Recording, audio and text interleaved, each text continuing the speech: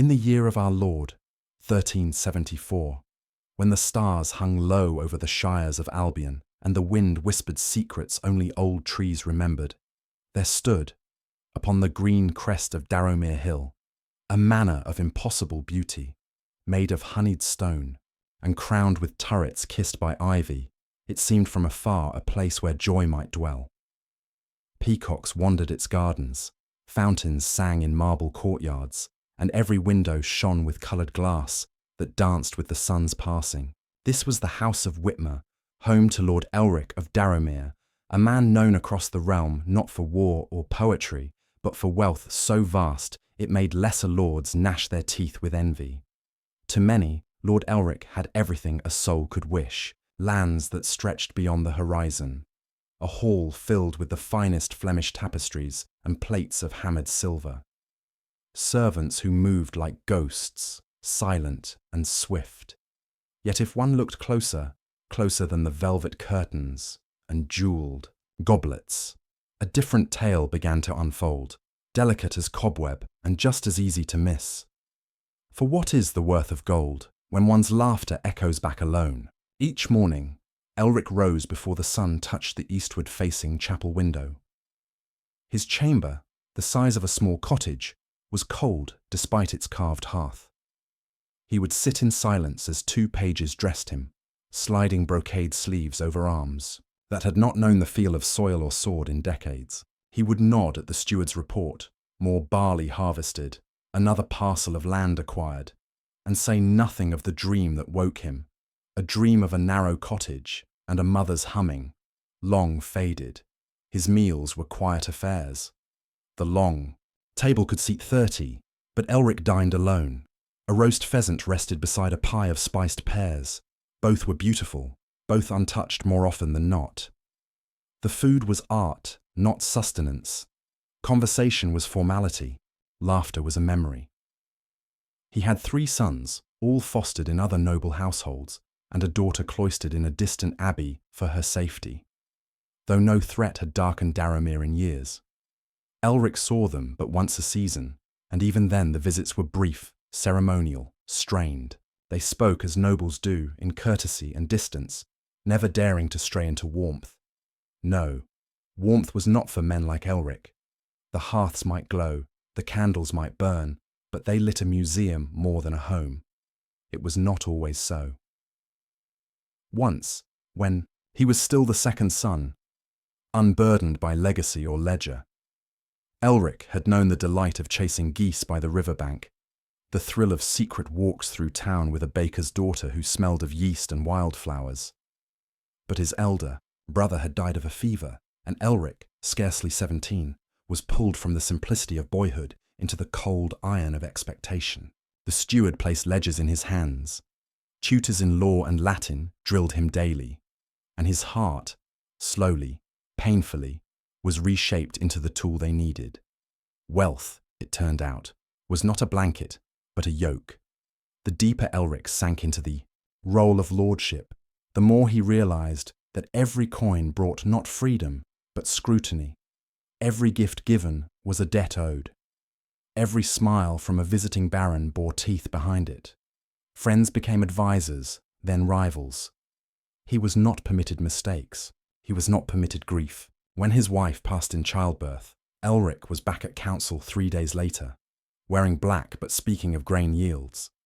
The priest had commended his stoicism. Elric had wanted to scream.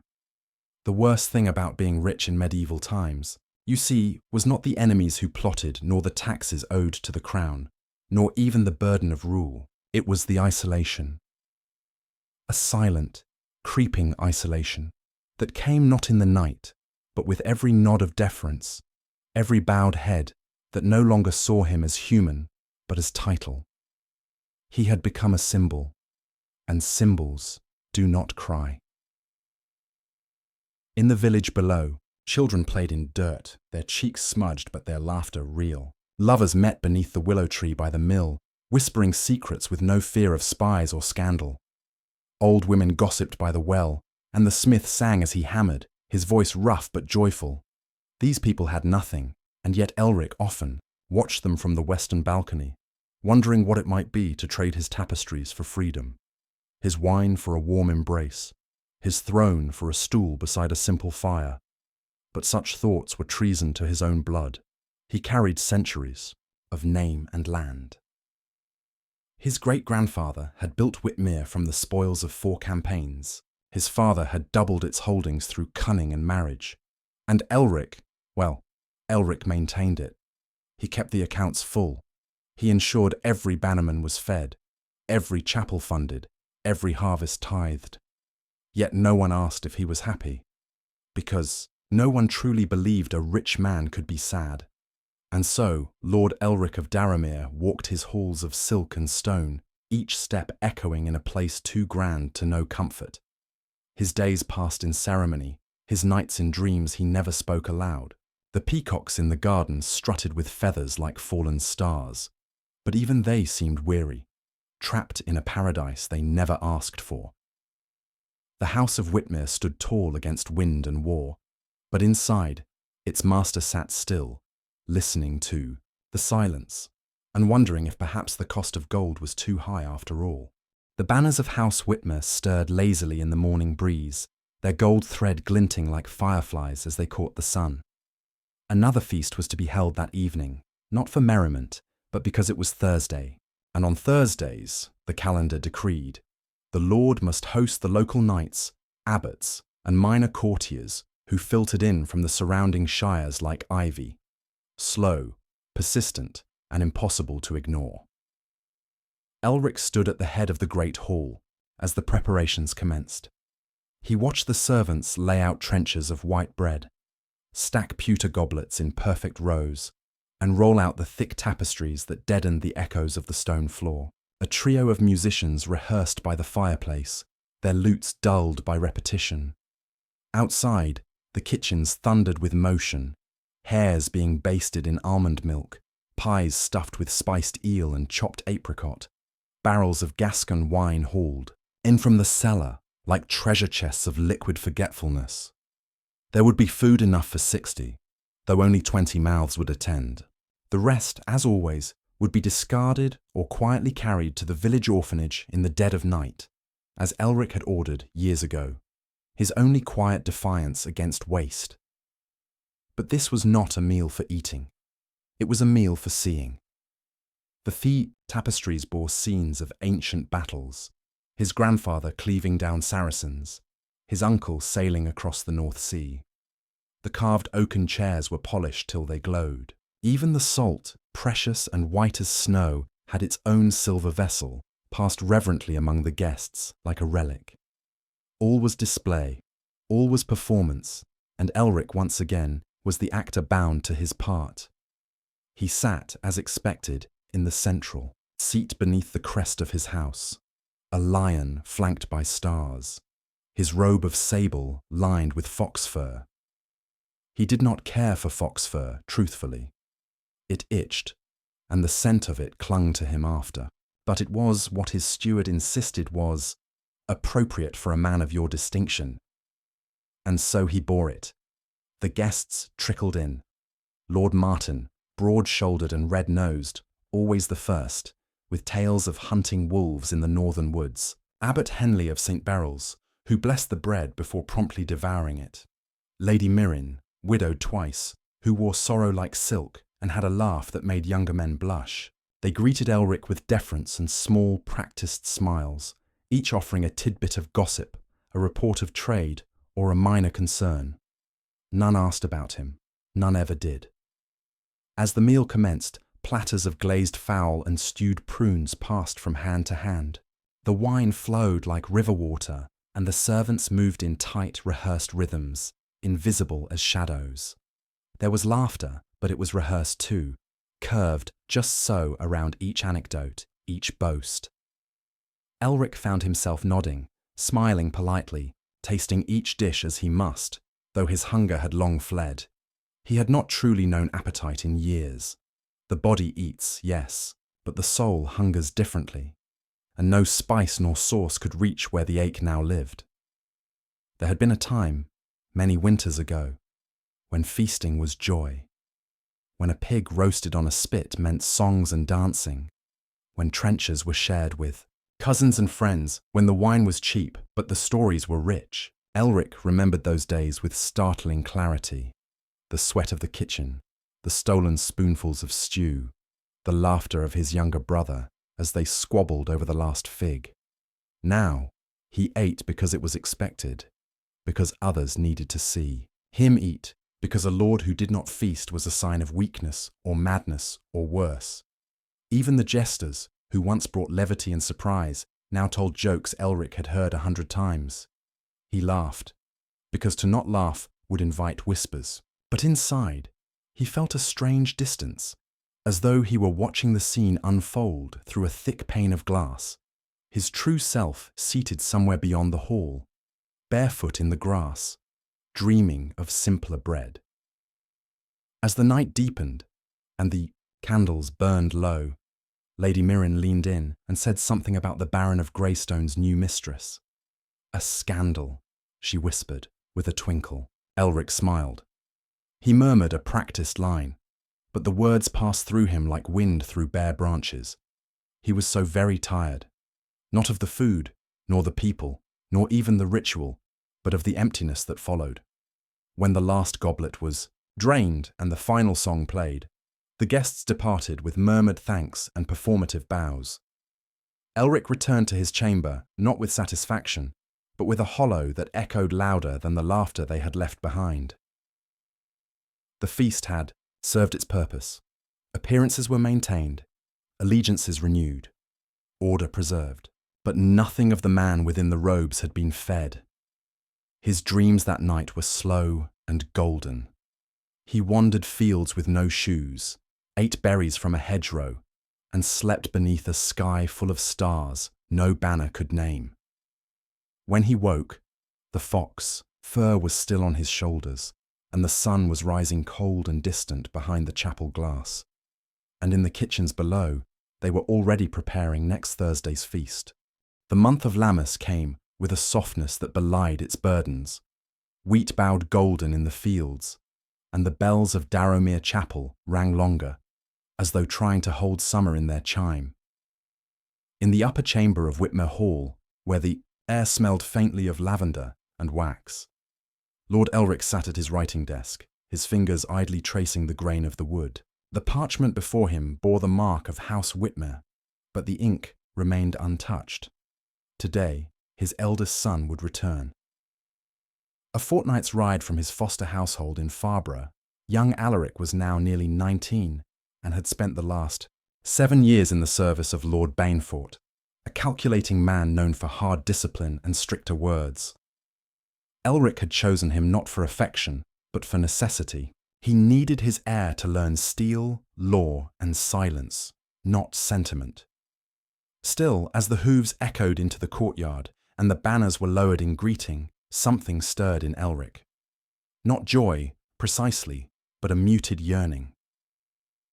The great doors swung open, and Alaric stepped into the hall. He was tall already, taller than Elric himself had been at that age, with eyes like the stormy coastlines to the north, and a mouth set in a line that rarely curved. His surcoat was of fine make, his boots worn from use. He carried himself not like a boy returning home, but a captain reporting for duty, and in truth, that was what Elric had made of him. "Father," the young man said, bowing with perfect measure, not too low, not too quick, just as he had been taught. "Alaric," Elric replied, standing slowly. They clasped hands, firm and brief. There were no embraces, no tears. Such things had been dismissed as indulgences long ago.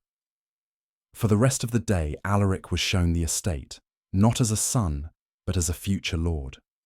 The steward walked him through the granaries, the stables, the ledgers. Elric accompanied them in silence, watching his son nod at reports, question the condition of the northern bridge, and make polite, practiced remarks about crop rotation. He was everything a nobleman should be. And yet, Elric could not find the boy within the man.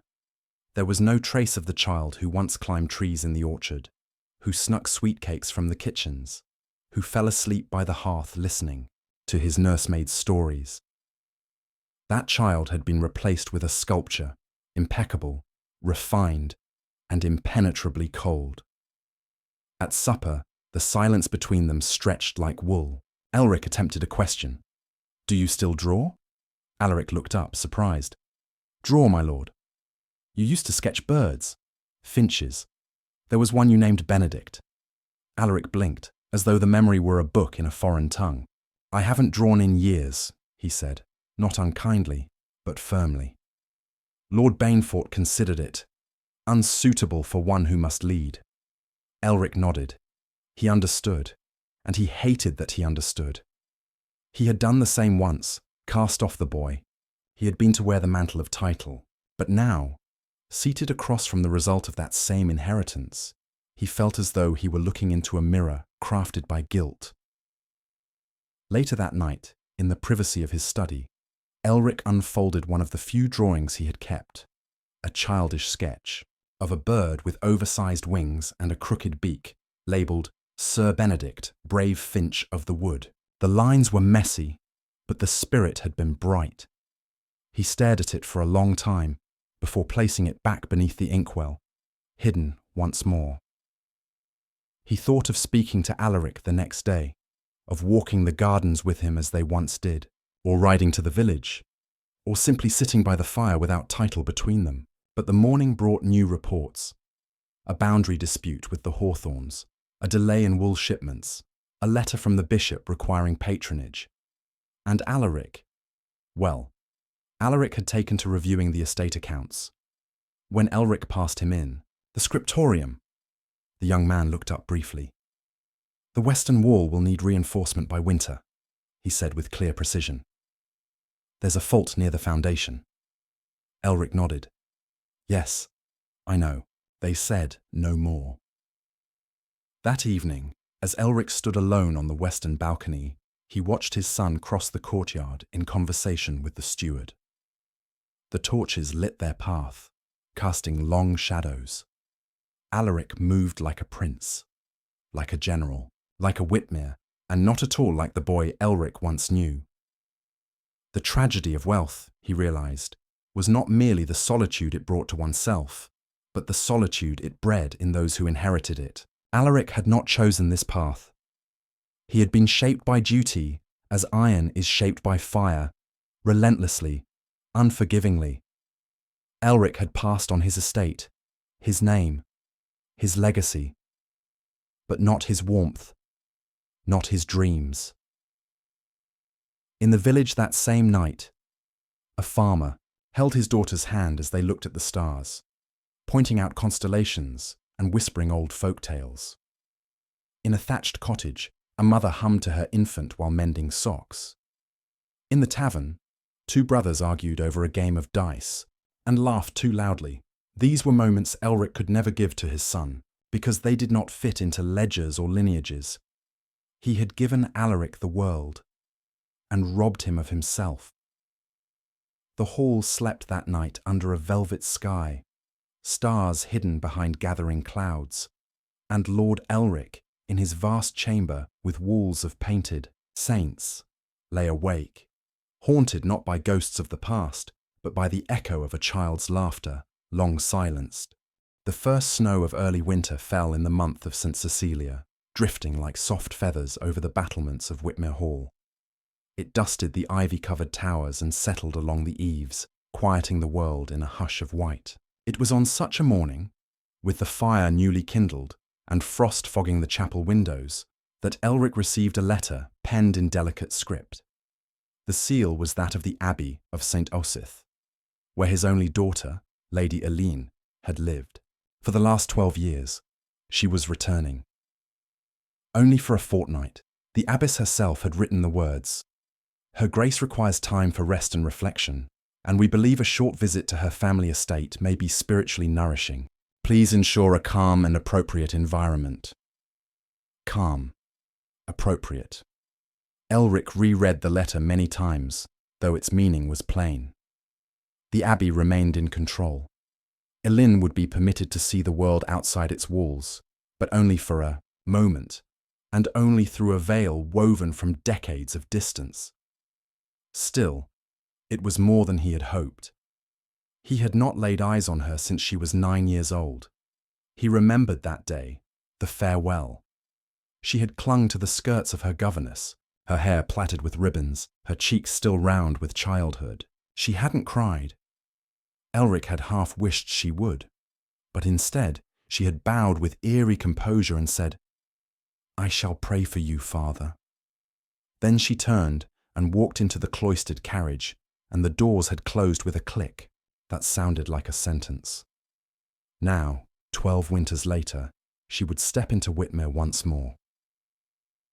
The hall was scrubbed. Her chamber, long untouched, was filled with dried lavender and warmed with extra hearths. The tapestries were of saints and scriptural scenes, chosen carefully, so as not to offend the sensibilities of a cloistered soul. Even the dogs were kept outside for the duration of her visit, lest their noise or smell upset the air of sanctity the abbess had cultivated. And then, at last, she arrived. The carriage was simple and dark, with the emblem of St. Osyth embossed, in gold upon its side. When the door opened, Elin descended with the grace of one who had been taught to move as if walking upon holy ground. Her dress was of plain blue wool, unadorned save for a silver cross at her breast. A veil, sheer and grey, covered her hair and brow, and her hands were folded in front of her like a statue carved in prayer. But Elric knew her. He knew her the moment she raised her eyes to his. They were his wife's eyes, deep, quiet, bearing, storms beneath still waters. And though her voice was measured when she greeted him, and her posture faultless as she curtsied, there was a tremble in the air between them, a trembling Elric could neither name nor banish. "Father," she said, soft as candlelight. "Welcome home, Elin," he replied. For the first 2 days they spoke as near strangers. Elric gave her space, unsure what would break the shell and what might only harden it further. They walked the herb gardens, spoke of the abbey's vineyards and the bishop's latest letter. Elin responded with courtesy and poise. She never laughed. She rarely smiled. But she asked questions of the estate, of her brothers, of the weather, always with the gentle precision of one trained to seek meaning without inviting intimacy. Only once did Elric catch her lingering. It was in the old music room where the harp still stood by the window. She touched one of the strings, barely, and the note it released was faint, trembling, a ghost of something once loved. When she noticed Elric watching, she withdrew her hand, folding it back into the other with the swift grace of repentance. "You used to sing," he said. Her eyes flicked toward the window. "At Vespers, I still do, but not as I once did." The silence between them lengthened. "I remember you sang for your mother when she was ill," Elric said, softer now. It made her smile. Elin said nothing. Later that evening, she stood before the chapel in quiet prayer. Elric watched from afar, unwilling to disturb the moment. The candlelight caught the edge of her veil, painting a golden halo about her, and for a fleeting breath, he saw the little girl who once ran through the orchard, picking apples and telling stories to the wind. What had he given her? A name? A dowry? A quiet exile? She had known no rebellion, only retreat. She had not married, had not danced at a harvest feast, had never ridden beyond the abbey walls. And though her bearing was serene, Elric began to wonder if perhaps serenity could be mistaken for resignation. On the 4th day, a snowstorm trapped them indoors. The shutters were closed, the hearths burned high, and the silence was broken only by the howling wind and the slow ticking of the carved clock in the sitting room. It was then that Elin spoke without prompt. "Father, may I ask a question not fit for an abbess?" Elric, startled by the change in her tone, nodded. "You may ask me anything." She looked into the fire. The flicker reflected in her eyes. "Were you happy with the life you chose?" He took a long breath. "I did not choose it," he said. "Not truly. I stepped into it and found the doors had closed behind me." Elin's voice came quieter still. "That is how the abbey feels some days."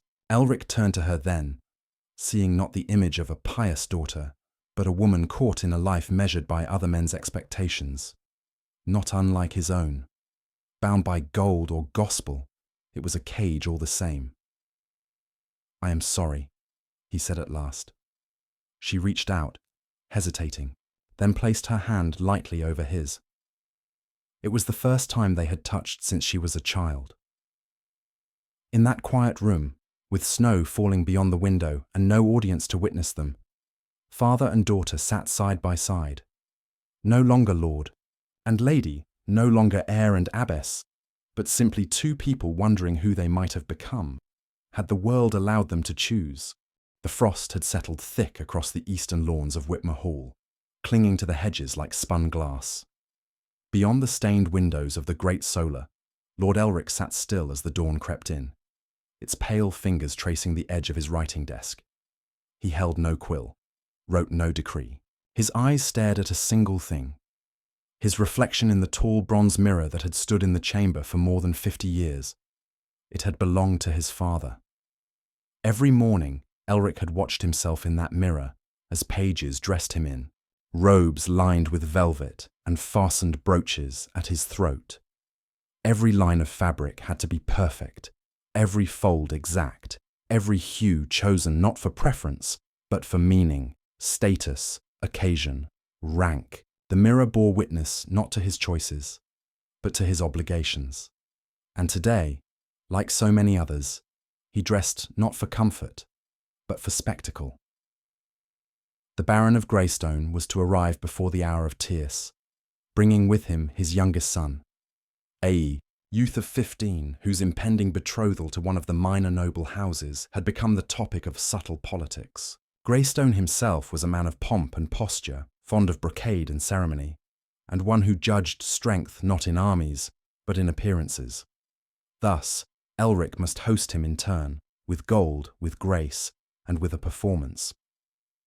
The servants entered, silently, laying out garments with care: a doublet of forest green, embroidered with silver vine, a cloak lined with sable, gloves of lambskin, soft as whispers. The tailor himself arrived to inspect the seams, not because Elric demanded it, but because to appear in any garb less than impeccable was to invite commentary. And commentary, in courtly life, was a slow poison. Elric stood before the mirror as they worked, his eyes distant. He no longer recognized the man who stared back. The lines of age had carved paths across his brow. His beard, once the color of chestnut bark, now bore streaks of snow. But it was not time alone that aged him. It was the weight of perception, the endless labor of maintaining an image, sculpted not by truth, but by expectation. He recalled, with strange fondness, the few times he had worn simple wool, once during a terrible summer illness, when even silk felt like fire on his skin. Another time, when he rode incognito to the village physician. In those moments, stripped of livery and title, he had felt invisible and free. But such moments were rare and dangerous. A nobleman seen in peasant garb could ignite rumours. Rumours led to questions, questions to suspicion, and suspicion, in the careful latticework of aristocracy, was fatal. When the Baron arrived, Elric greeted him in the great hall, every banner precisely aligned, every torch lit to golden glow. He smiled as the man dismounted, complimented the boy's horsemanship, inquired after the Baroness's health, all as dictated by custom, and inside he felt none of it. The feast was served within the hour: trout glazed with lemon and butter, venison in a spiced clove sauce, little tarts filled with sugared violets. The Baron devoured everything with the joy of a man who believed in the virtue of indulgence. Elric, as always, tasted enough to satisfy. Decorum. He praised the kitchen, raised his goblet, and nodded when the Baron recited a poor joke with too much laughter. It was during this exchange that Lady Elin entered, her veil drawn, her posture serene. The Baron blinked, taken aback by her presence. "I did not know your daughter was not in permanent seclusion," he said with a smile that didn't quite reach his eyes. "She visits briefly," Elric replied. For rest. Ah, rest. Yes. The Baron eyed her robe, plain and unadorned. She has her mother's carriage. So quiet, so composed. Elric said nothing. After the meal, the guests retired to the solar, and wine was poured again. The fire crackled, and beneath the idle chatter, Elric felt the walls closing in. Not literally, no, but through the rituals, the expectations, the weight of every gesture. He played his part with such perfection that none could see the strain beneath. The Baron's son, young and pale, shifted often in his chair, his eyes darting around the room. Elric saw the stiffness in his shoulders, the way his goblet trembled slightly in his grasp. A boy taught to wear adulthood-like armor, much like Alaric had. Elric leaned slightly toward the boy. "Do you find courtly life agreeable?" he asked gently. The youth hesitated. I suppose, my lord. It is what is expected." There, it was. The same sentence, said in countless voices across generations. It is what is expected, and so they dressed and smiled and married where told, and laughed on cue, and ate without hunger, and died in tombs carved with titles but not truths. That night, after the Baron had departed, Elric stood once more before his mirror. He removed the gloves, the cloak, the doublet, one piece at a time. Beneath the fine clothes was a simple linen shirt, threadbare at the cuffs. He stared at himself without the trappings. What remained? A man with eyes too tired to dream. A man who had built a life of such beauty that he could no longer touch it. A man admired by all, and known by none. Even his own reflection seemed to keep its distance. At the door, a soft knock. It was Eileen. "May I come in, father?" He nodded, wordless. She entered quietly, stood beside him, and looked at the same mirror. "I sometimes wonder," she whispered, "if the Lord sees us as we truly are, or only as we pretend to be." Elric met her gaze in the glass. "I wonder the same," he said. They stood together in silence, not as lord and daughter, but as two souls who had worn too many masks for too many years. Outside, the frost glimmered like glass. Inside, the fire burned low, and within the mirror, the truth waited, unseen, but not unspoken. The morning mist curled low over the grounds of Whitmere Hall, trailing across the flagstones like forgotten breath. The air was bitter, touched by the sting of winter's edge, and the sky hung low and pale, as though the heavens had not yet fully woken. It was then, in that strange hour between waking and prayer, that the chapel bell rang. But it did not chime the hour, nor did it summon for service. It rang once, then twice, slowly, deeply, like the tolling of an unseen heart. Its tone did not speak of festivity or routine. It rang as though mourning something invisible, as though calling down from stone towers a memory too long confined. Lord Elric heard it from his study.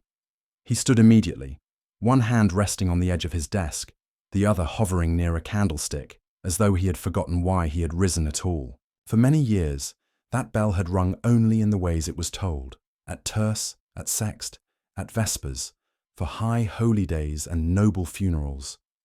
But this sound, this unexpected solemn knell, was something older, something personal. He made his way down the long corridor where torches burned low in their sconces, and the only sound was the whisper of his own steps. The chapel stood at the far end of the southern wing, nestled between the herb garden and the cloisters. It was not a grand church like those of the cities, but it bore the quiet dignity of age, built from pale stone and lined with worn wooden pews, its vaulted ceiling watching over the generations who had prayed and wept beneath it. Inside, Father Isidore stood beside the altar, his hands clasped before him. "Isidore," Elric greeted, his voice hushed by the air of reverence. "Why, has the bell rung so?" The old priest turned. His face, long and furrowed, wore the look of a man who had not been surprised in many years, but perhaps this morning had changed that. "She asked for it," the priest replied. "Your daughter. She came before sunrise, and asked if I might ring the bell for her confession, not as a ritual, but as a calling. Elric raised an eyebrow. She wished it known? No, Isidore said gently. Only that it be heard. Elric nodded, the meaning sinking deep. He turned his gaze toward the dim alcove where private confessions were given. There, barely visible behind a carved lattice screen, he could make out the soft silhouette of Lady Eileen, kneeling in stillness. A single candle lit the space beside her. She did not move. I shall wait, Elric murmured. And so he did. He took a seat in the rear pew, where the wood was worn smooth by centuries of silent witnesses. Above him, stained glass windows filtered the early light into hues of pale blue and crimson, casting faint shapes across the floor like fragments of forgotten stories. On the walls hung faded tapestries of saints and angels, their eyes eternal, their hands poised in gestures of blessing that never reached the living.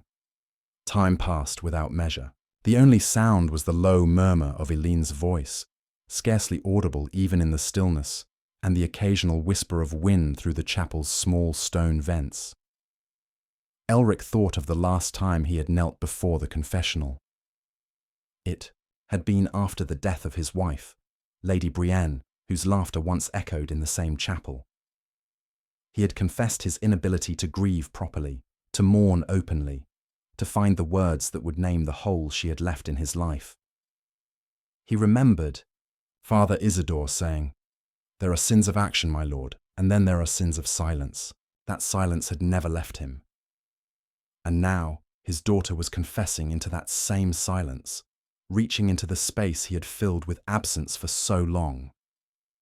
When Eileen emerged from the alcove at last, her veil was lowered, and her face bore the soft sheen of tears freshly shed but not paraded. She saw him immediately, and for a moment neither of them moved.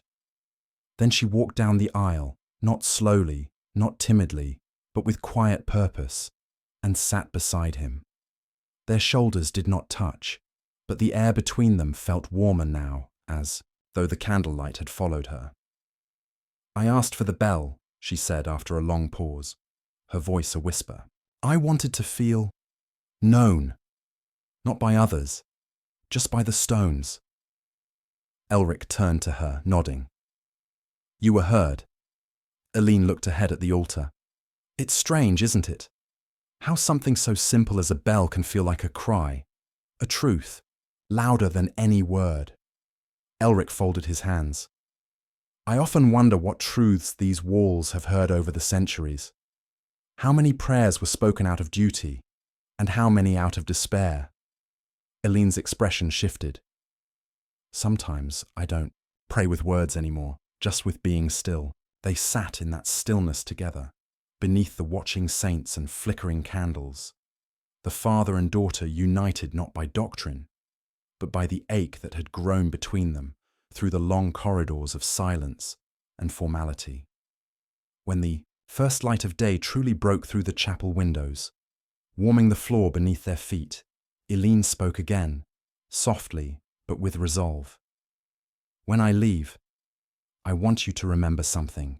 Elric looked at her. "I am not only what they made me. I carry you in me too, even if I was raised by stone walls and scriptures." The words caught him unexpectedly, curling like smoke through the chambers of his heart. He felt the weight of years, the gravity of decisions, and the hope, fragile but real, that something might still be rebuilt. "I see you," he said. "Now, at last, I see you." She smiled then, just slightly, but it was a true smile, and the first he had seen from her in years. And for that moment, in the hush of the chapel where grief and grace held hands, the bell that had rung in sorrow became a sound remembered in peace. There were rooms in Whitmere Hall that Elric had not stepped into in years. Some were ceremonial, unused galleries where ancient armor stood sentinel, or libraries filled with books too brittle to touch. Others were intimate, locked behind memory, filled with the echoes of lives no longer lived, a nursery whose cradle stood still and dust-covered, a solo where music once played but now held only silence, a western chamber that had once belonged to Lady Brienne, kept just as she had left it, save for the scent which time had long since carried away. It was on the 8th day of Elene's visit, beneath a sky bruised with gathering snow, that Elric walked the hall alone. She had left early to pray at the chapel again. Alaric had ridden out to inspect a crumbling footbridge near the northern fields. The manor, so often brimming with footsteps and murmurs, felt cavernous in its stillness. He wandered with no destination, following only memory.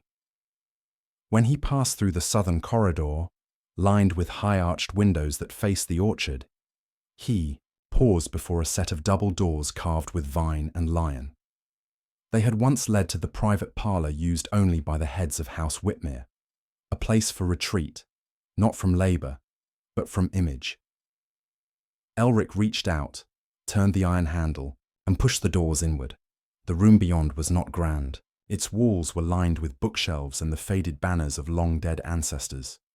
A single hearth glowed faintly in the corner. But what struck him most was the smell. Aged parchment, old beeswax, and something he couldn't name. Something like dusted velvet and half-remembered time. It was here many years ago that his father had spoken words Elric had never forgotten. This estate is your fortress, boy, not just in stone, but in perception. So long as they see you as noble, you are safe.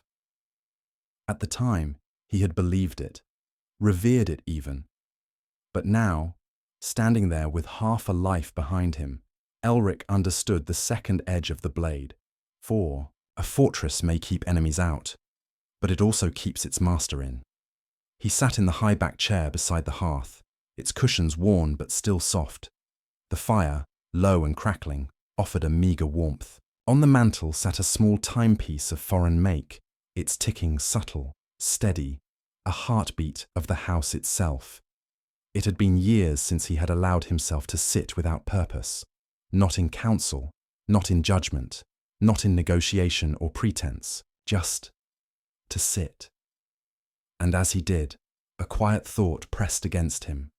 What if everything he had built, every corridor, every curtain, every custom, was not his home, but his cage? The wealth of Whitmere was legendary.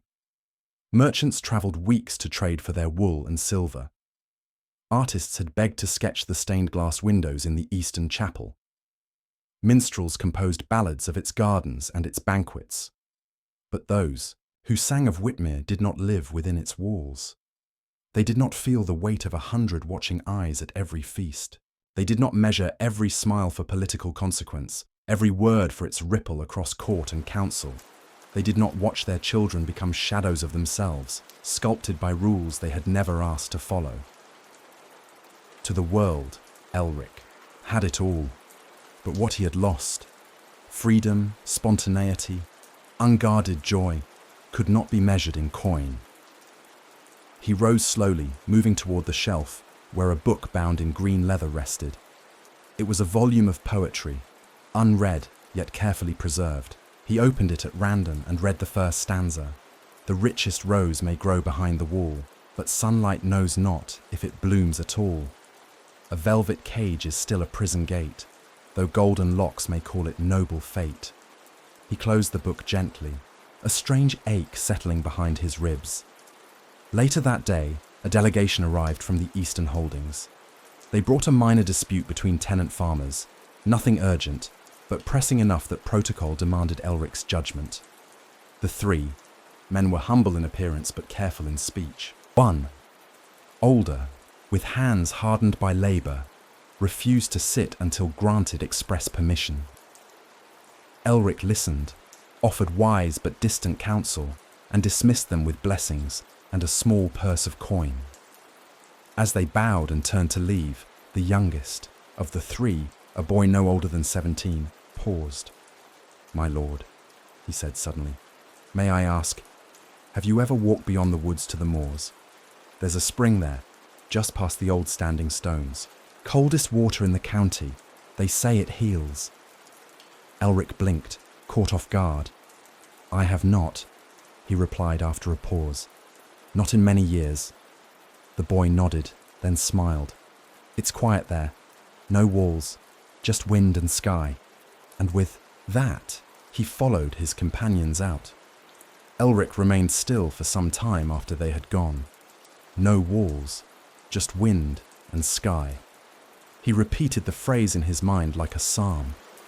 It had been years since he had felt wind on his face without weight behind it. Years since he had seen the stars without the frame of mullioned glass.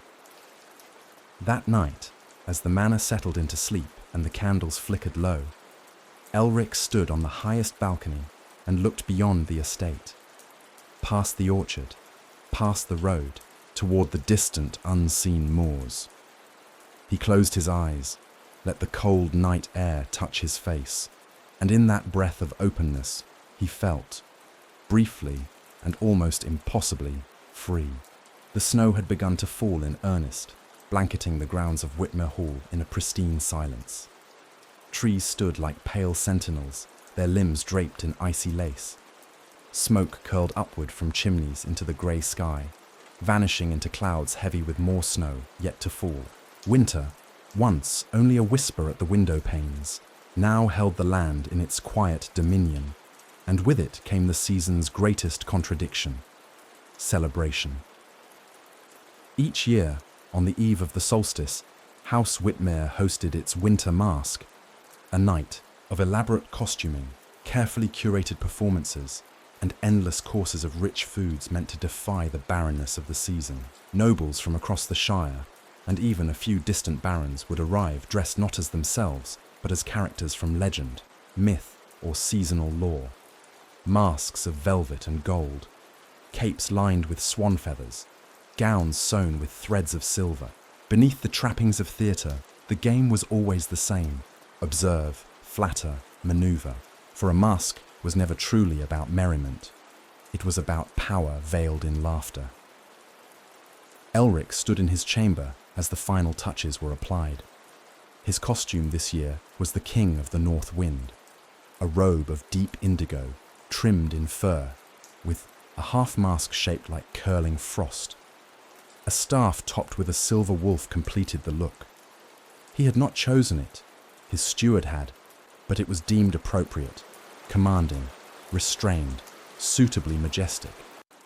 He said nothing as the tailor fastened the final clasps. Outside, the carriages arrived in rhythmic procession, wheels creaking on the frozen stones. Music drifted from the hall, lutes and viols and a small harp, playing tunes that dated back to Elric's childhood. Servants moved like shadows, their motions practiced and precise. The great hearths were fed ceaselessly, and the scent of roasted duck, spiced apples, and honeyed walnuts filled the air. Elric descended the stairs just after twilight. The hall was transformed. Garlands of holly and evergreen looped from the rafters. Candles shimmered in crystal sconces. A jester spun in place near the dais, tossing coloured balls into the air and catching them behind his back with quiet skill. And everywhere, masks. Some were grotesque. Gargoyles, demons, jesters with frozen smiles. Others were elegant, nymphs, kings, white stags. The guests bowed to each other with affected mystery, pretending to guess identities, though everyone knew. It was the pretense that mattered. Elric walked among them as required. He nodded to the Viscountess of Braden, disguised as a snowy owl. He offered a shallow compliment to Sir Renwald, wearing the face of a fox. He even allowed himself a brief chuckle when Lady Mirren appeared in the guise of the maiden moon, her gown trailing starlight and her mask painted with constellations. But he felt none of it, not the joy, not the revelry, only the emptiness beneath the pageantry. He found Eileen near the edge of the chamber, wearing a plain white mask and a gown of muted grey. She had not dressed as a character, nor sought attention. She stood like a statue carved, from moonlight, quietly watching the crowd. When Elric approached, she inclined her head slightly. "You did not wish to dance tonight?" he asked. "I have no taste for games," she said. "Not anymore."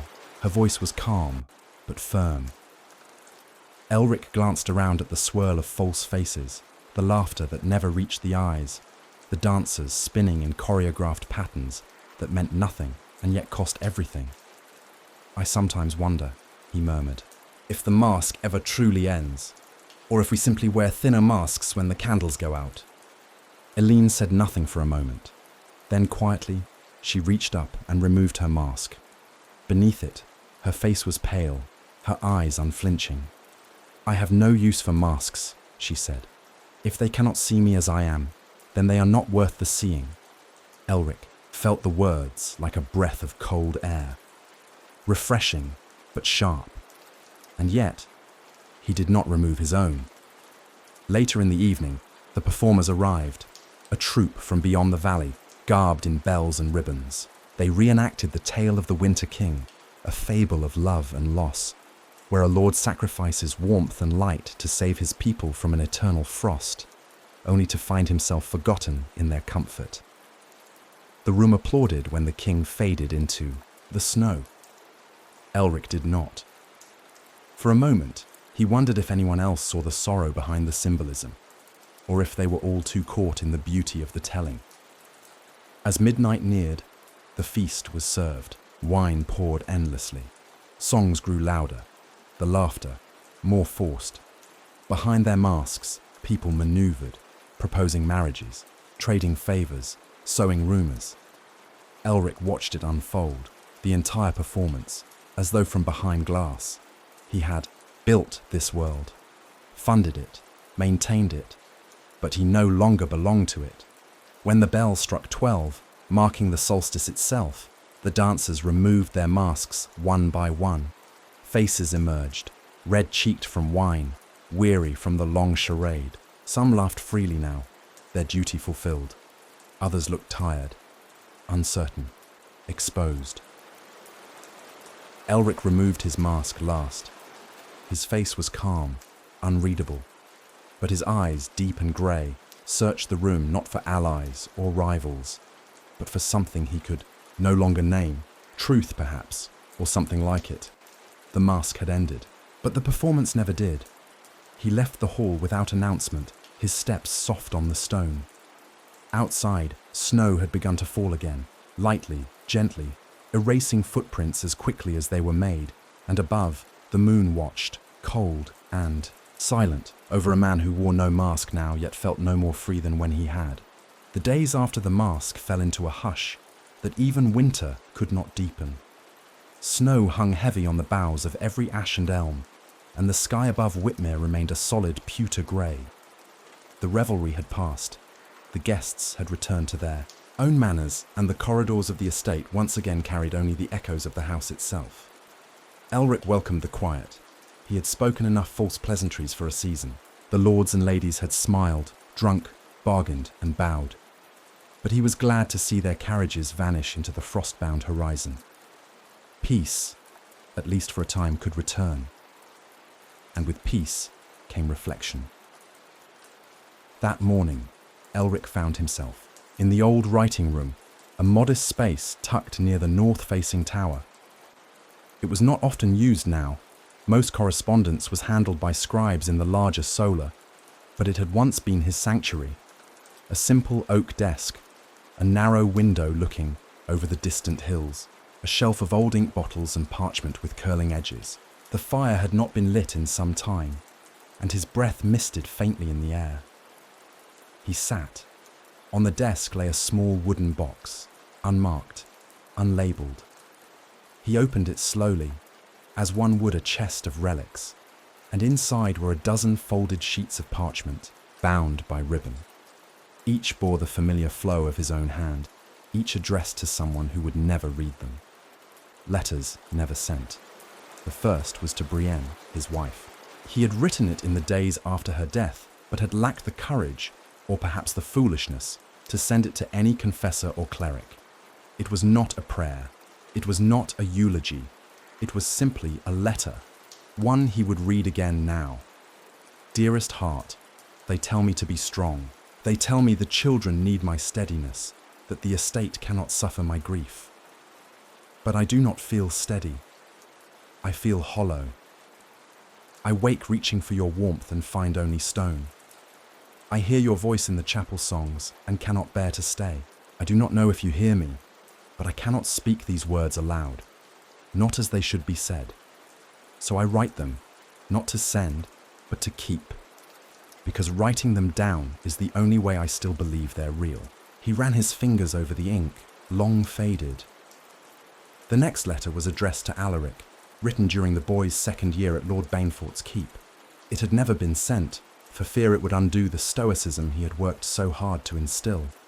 My son, I saw your name in the harvest report. You oversaw the grain counts yourself, the steward said. You are becoming a man faster than I imagined. I wish I had taught you how to laugh without shame. I wish I had kept you longer at Whitmere, not for your training, but simply to know you. I wonder, do you remember the stories I once told you? The knight and the fox, the tower that spoke.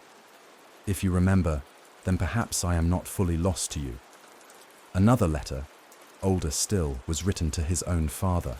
That one he had penned, in a storm of anger, then sealed, then wept over. You taught me how to rule, but not how to feel. You spoke of honor, but left no room for grief. When mother died, I thought you were made of stone. Now I know better. Now I understand that you were bleeding beneath your silence, and I wonder if this coldness I carry was born in you, passed through your blood to mine. Elric closed his eyes, letting the memories settle like dust. Each letter was a shard of something broken and buried, a fragment of truth that had found no voice in speech, only in ink. They were words for ghosts, words shaped in longing and laced with the honesty he had never dared speak aloud. He pulled fresh parchment toward him, dipped his quill in ink, and began to write again. This time, he did not think. He simply allowed the words to come. To Elin, there is so much I have not said. So many years passed with only silence between us, and I do not know how to reclaim what was lost, but I see you now. Not as a symbol, not as a duty fulfilled, but as a soul. And you are more than I ever deserved. If I had had the courage, I would have kept you home. I would have let you dance in the orchard and sing until the stars came. I would have taught you how to rebel with gentleness. But I feared what the world would say if I did. I feared it so much I forgot to ask what you needed. I hope one day you forgive me, not as a father, but as a man who wished to do right, and failed in ways he did not see. When he finished, he did not fold the letter. He left it upon the desk, beneath a paperweight carved from Whitmere stone. Perhaps she would never read it. Perhaps it would be burned or buried with him. But for the first time he felt it might not matter. The saying of the words, even in solitude, had begun to ease something knotted tight within him. He remained in the writing room until the light began to fade, listening to the wind rattle gently against the high windows. Somewhere in the distance he could hear Eileen's voice echoing faintly from the chapel, singing perhaps, or simply speaking to the sky. And outside, beneath a snow-laden sky, the hills bore the stillness of a world that knew everything and asked for nothing. Elric returned the letters to their box, but the new one, the one to Eileen, he left out. Not to send, not yet, but to be seen, just once, by someone who might understand. In the heart of Whitmere's lower keep lay the oldest courtyard in the estate. A square of weathered stone enclosed by ivy-draped walls and silent archways. Unlike the grand gardens where guests strolled or the manicured terraces where noblewomen, embroidered in the sun, the cold courtyard, as it was quietly called, had never been touched by design. There were no fountains, no marble benches, no flower beds, only stone underfoot, and 4 slender trees that had somehow managed to grow between the cracks, their branches black and bare in winter's grip. It was here Elric came in the early hours of morning, before the hall stirred. A simple cloak wrapped about his shoulders, his hands bare to the cold. The sky was still pale with the last of night, and frost clung to every surface, turning the world silver. No one came here anymore. Not the pages, not the servants. Even the dogs, usually free to wander, avoided the place as if it bore the weight of something they could not name. But Elric remembered. He remembered running in this very space as a boy of 10, his brother Julian at his side, both barefoot and wild-haired, chasing each other in circles until their nursemaid shouted from above to hush their steps. He remembered sitting beside those same saplings when they were no taller than his waist, carving initials into the bark, childish and crooked, but full of hope. And he remembered the last time Julian had stood here. It had been in the spring of his 17th year, just weeks before fever claimed him. The brothers had quarreled over a girl, over inheritance, over nothing and everything. Elric could no longer recall the words, only the heat of them and the silence that followed. Julian had left in anger, his boots echoing against the stones, and had never returned to the courtyard again. Nor had Elric, not until now. He stepped slowly, his breath rising in thin clouds, and sat on the low stone bench at the far end, the one sheltered by the oldest tree. The bark was cracked now, the initials faded but still there if one knew where to look. JE plus JW. It read, Julian Elric, Julian Whitmere. Together, once. He ran his fingers over the grooves, rough now beneath his skin, and for the first time in decades, he whispered his brother's name aloud. I do not know if you would have been a better Lord, he said softly, but I think you might have been a better man. He looked up at the grey sky, the cold wind stirring the branches overhead. I wore the crown they gave me. I carried the title. I signed the decrees and hosted the feasts. But somewhere along the path, I misplaced myself. I became what they needed, not who I was. There was no answer, of course, only the creak of branches and the soft, distant caw of a raven perched on the parapet. But perhaps, he continued, there's still time to find what remains. He fell into silence then, the kind that does not demand thought, only presence. Across the courtyard, a door opened quietly. Eileen appeared, wrapped in a dark shawl, her breath also clouding before her. She paused when she saw him, as though unsure whether to intrude. But he beckoned gently, and she crossed the stones without a word, taking a seat beside him on the old bench. They sat for a while without speaking, watching frost melt slowly from the edges of the stone. This place feels forgotten, she said at last. It was, Elric replied. By design, I think. Why? Because memory can be sharp, sharper than grief even. Eileen touched the bark of the tree beside her. Did you play here? I did, Elric nodded. With your uncle. He was full of noise and daring. I was always quieter, thoughtful, even then. I wish I had known him. You would have liked him, Elric said, smiling faintly. He told stories that made the maids blush and the priests squirm. She laughed, softly, and for a moment the courtyard warmed. I used to come here when I was very small, Eileen said. I remember the stones felt huge, like a world of their own. He turned to her. You remember this place? Only in pieces, she replied. A green ribbon, a sparrow hopping near my foot, you holding my hand as we walked across.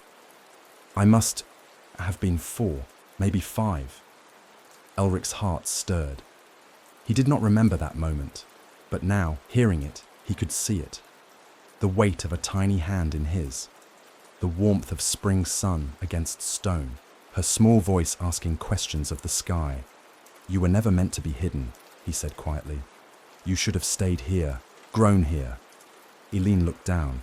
We all wear the choices of others, she said. But it is not too late to wear our own. They remained there long after the frost had melted. The sun rose, pale and gentle, casting long shadows behind the trees. And though no birds sang and no laughter echoed, there was peace in the silence, a peace that had not dwelt in Whitmere for many years. As they rose to return inside, Elric turned back once more to the bark with its faded initials. He reached into his cloak, pulled free a small knife and etched one more line. A new name, beside the old, E.W. Elin Whitmere. He did not say why. She did not ask. But the smile she gave him as they stepped through the archway was all the answer he needed. The portrait hall was the longest corridor in Whitmere Hall. Running the full spine of the eastern wing, it measured nearly 40 paces from end to end, with arched windows along one side and a procession of oil paintings on the other, each framed in dark oak and burnished gilt, each bearing the face of a Whitmere long dead but never quite gone. Elric had walked this hall 1,000 times, often in silence, often at dusk, when the firelight from sconces along the walls lit the solemn visages in amber hues. Today, he entered the corridor slowly, as if approaching a court of ghosts. The first portrait showed Lord Mathen of Whitmere, who led the family during the Age of Plague. His face was narrow and sharp, eyes deep set, his hand resting on a scroll of estate decrees. Next came Lady Isolde, her chin lifted, a hawk perched upon her gloved wrist. She had negotiated 3 trade pacts and survived 2 sieges without ever drawing a sword. Further along came Edric the Younger, his robes embroidered with crimson and gold, a token of his time as envoy to the king's court. His expression was serene, but his history was steeped in caution. A man who rose by never standing too tall. Elric paused before the 4th portrait, one he had avoided for years. It was of his father, Lord Elric of Whitmere. Painted in his final years, the image bore the unmistakable weight of age. His features were stern, jaw clenched, gaze unwavering. His robes were plain, his hand gripping the arm of his chair, as though even in portraiture he could not permit softness. Elric stared at the painting. He remembered the way his father walked, deliberate, measured, the way he spoke, rarely, and only when necessary. The way he loved, if love it could be called, through duty and provision. Elric had never wanted for food, nor for instruction, nor for discipline. But warmth had always been something that arrived from the hearth, not from the man. "I wonder," Elric murmured aloud, "if you were afraid too." He had never spoken to the painting before. It seemed absurd, but in that quiet corridor with nothing but the watching eyes of the dead, it felt appropriate. "I used to think you were made of iron, that nothing ever touched you, but I know now what a lie that is. I know how heavy this life is, how lonely." He moved on, past portraits of cousins and aunts, of warriors in armor and ladies in brocade. Each bore some title: Master of the Marches, Patroness of the 4 Houses, Defender of the West River. Each bore pride in brushstroke and posture, but none looked truly joyful. Near the far end of the hall, he came upon 2 smaller portraits hung together, one of himself, painted when he was 25 and newly seated as lord, and beside it one of Brienne, his wife, painted shortly after their wedding. They had been placed as a pair, matching frames, matching backgrounds, a single vine motif curling between them. In his portrait, Elric wore the ceremonial robes of House Whitmere, dark green with gold fastenings, a sword at his side. His gaze was forward, strong and clear. It was a face composed for history, but it was not who he had been. He turned his attention to Brienne's image. Her face was softer, her eyes alight with something the painter had captured with unusual grace, a half-laugh held just behind her smile. She wore no jewels, no crown, only a gown of simple linen embroidered at the hem. Her hair was pinned loosely, as it often was when she walked the orchard paths barefoot in spring. Elric stepped closer, barely breathing.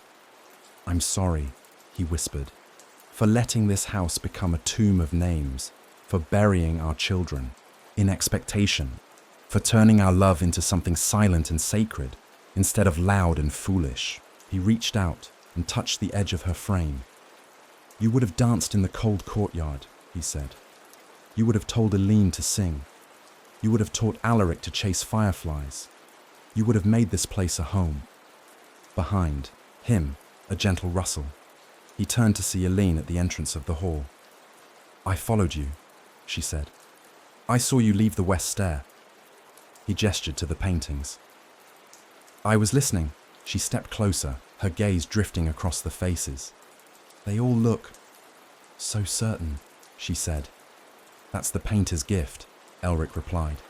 "To make the uncertain look resolute, to hide the doubt behind shadow and gilding." She stopped before her mother's portrait. "I remember this gown," she said. "She wore it on my birthday, the one where she gave me the wooden horse carved like a unicorn." Elric smiled faintly. "She fought the steward to commission it, said a child's delight mattered more than decorum." Aline looked up at her. Mother's image. "She would be proud of you," she said. Elric's throat tightened. "Would she?" "You stayed," Aline replied. "You bore the burden. You didn't flee when the walls began to close. You endured, even when it turned you quiet." She touched the frame. "But she would also want you to forgive yourself." Elric felt something shift then. A small loosening, deep within the chest. A knot undone by time and tenderness. They stood together, surrounded by the watching eyes of those who had come before. Not seeking judgment, but understanding. As the evening light filtered through the windows, catching on the gold trim of every portrait, Elric turned once more to his own image, and for the first time in years, he did not see a mask. He saw a man becoming. The frost was thick upon the thatch that morning. Each blade of grass caught beneath a crystal sheath, and the smoke from hearths curled in the still air like breath from sleeping giants. A hush lay upon Whitmere's outer lands, as though the earth itself had paused in reverence. Within the manor walls, however, a curious energy stirred. It was not the clamour of servants rushing to prepare for some noble guest, nor the subtle rearranging of tapestries and candlesticks to impress a visiting baron. No, this was something rarer, something altogether more humble, and, perhaps because of that, more precious. The villagers were coming. Each year, during the heart of winter, the Lord of Whitmere was expected to offer a small celebration for those who tilled his fields and swept his paths, an old custom, older even than the manor's stone, born of the feudal pact that tied land to loyalty. But in truth, the event had withered over generations, reduced to a few short visits and modest alms distributed through stewards. Elric, in his younger years, had followed suit. But this year, something was different. He had asked, not ordered, that the village elders be invited to the hall, not just to the outer yard, but within the manor itself. Not to kneel or bow or present petitions, but to share bread, warm their hands by the fire, and speak without fear of formal rank. The servants were puzzled, the steward mildly appalled, but Elric remained firm, and so it was that on the 12th, morning since the solstice, a line of villagers, wrapped in woolen furs, cheeks ruddy with cold, climbed the hill to the manor gate. They came not with demands, but with curiosity, and in their eyes, a flicker of cautious wonder. There was Tamba the cooper, with shoulders like barrels and a laugh that could shake rafters. Beside him, old Mary, who had delivered 3 generations of Whitmeres and still walked with her back straight. Children trailed behind, gripping their mothers' skirts, whispering about the coloured glass windows and the peacocks they'd heard lived in the Lord's garden. Elric stood at the great hall's door to greet them. He wore no crown, no fur-lined cloak, only a plain wool tunic, belt at the waist, and boots caked with a bit of honest earth from the morning's walk. He offered no speech, only a quiet nod of welcome, and led them in. The hearth had been stoked high, flames dancing in the wide stone. Great. Tables were laid not with silver, but with wooden boards holding fresh bread, stewed beans, root vegetables, and mulled cider. Simple food, but warm and plentiful. Music drifted from a single lute played by a shy stable boy with nimble fingers, and the air, for once, bore no tension. For a long while, the villagers did not speak much. They ate carefully, glancing around at the rich woodwork, the antlered chandeliers, the thick rugs underfoot. It was a different world, even for those who had lived their lives in its shadow. But as cider was poured, and the youngest child was allowed to pet the househound, a slow old beast named Bramble, the room began to loosen. Tamba told a story about the miller's cart losing a wheel and chasing a pig into the river. The children laughed until they hiccuped. Mary shared how Lady Brienne once came down to the village in a rainstorm to bring cloth to a widow, and how she'd sung a lullaby as she walked, unaware that anyone was listening. Elric smiled at that. She did sing, he said quietly, always when she thought no one heard. A silence followed. Then Mary looked at him with eyes sharp as flint. You were softer then, my lord. The words could have cut, but Elric only nodded. I was, and I am trying to be again. The woman studied him a moment longer, then gave a nod of her own, as though passing judgment on some invisible scale. Later, as the sun dipped toward the trees, Elric stood with a boy, no older than 8.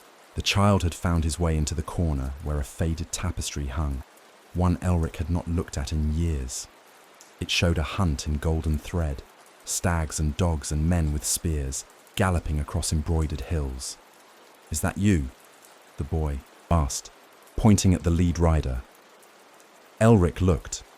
The figure was younger, thinner, cloaked in red, bow drawn high. No, he said. That was my grandfather, but I remember watching that hunt from the hill. I was about your age. The boy considered. This, wide-eyed. Did you want to ride too? Elric hesitated. I did, but I was not allowed.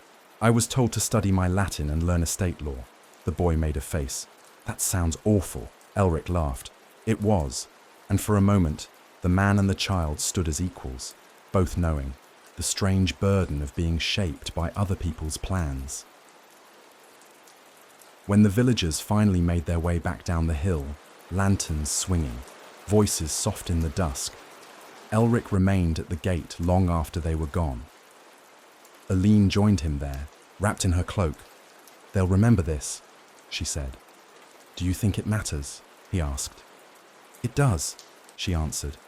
Even if no one writes it down, even if they never speak of it again, it matters that for one afternoon, this place was not only stone and shadow. Elric looked out over the white-draped land, the faint glow of the village hearths now visible in the distance. It felt more like home, he murmured, than it has in years. They stood together in silence, the snow beginning once more to fall, light and slow. Inside, the fires still burned, but outside, in the cold air and gathering night, something warm had taken root, and this time it had not come from gold, nor duty, but from the simple grace of being seen and of seeing in return. Long before the manor, before the tapestries and turrets, before the generations of lords who sat in council and signed their names with wax seals and ancestral pride, there was the hill, a modest rise of land just west of Whitmere's stone wall, its slope gentle, its crest wide and bare, offering a view of the valley that stretched like a painted scroll beneath the sky. In old records, it had no proper name, but in the household vernacular, passed quietly between stable boys and kitchen maids, it was called the Falconer's Hill. Elric had not stood upon it in years. Not since the death of Whitmere's last falconer, a stooped old man named Brynric, whose birds had once ruled the clouds, and whose whistles had carried through the air like music.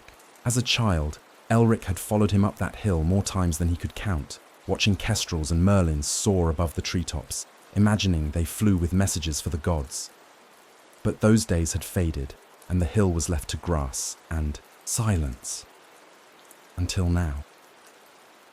It was Aline who suggested they walk there.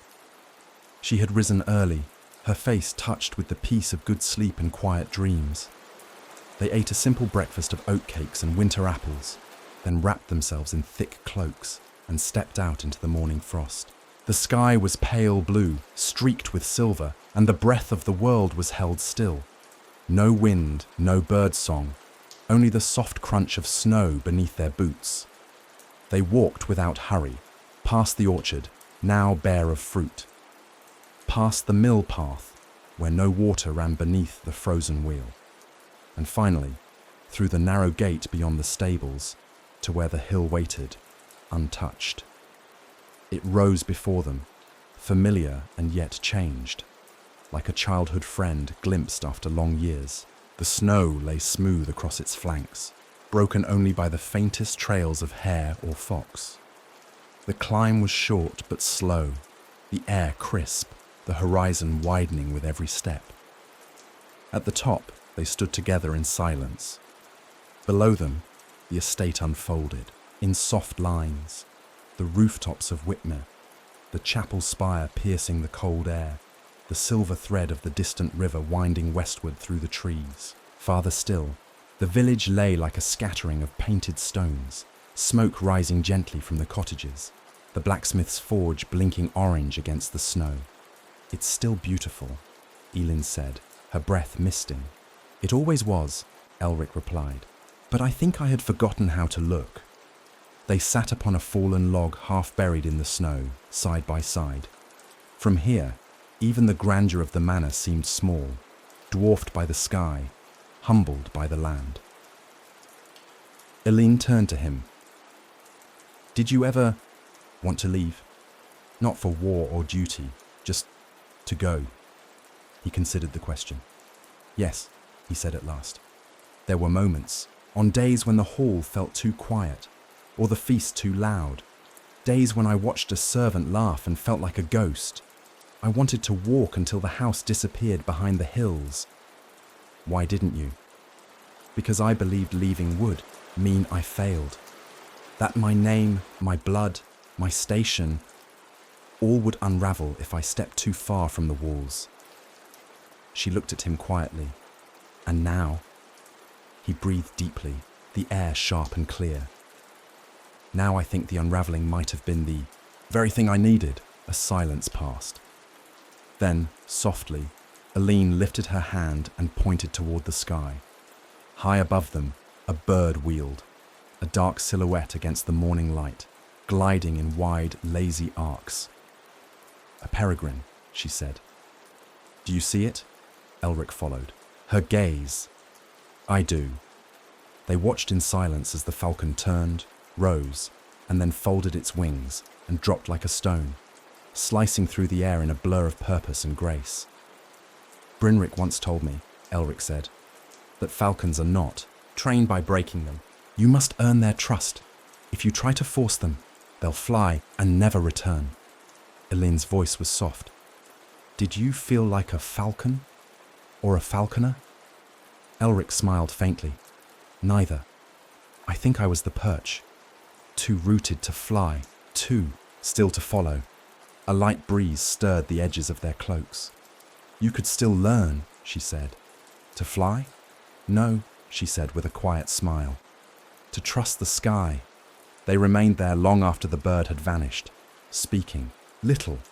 Words were no longer necessary. The land itself did the talking. The crunch of ice, the shift of clouds, the slow passage of light over white fields, all spoke in a language older than titles and clearer than court. When they descended, it was with slow steps, not out of weariness, but reverence. At the bottom of the hill, Elric paused. He turned, looked once more at the crest, and then at the skies above.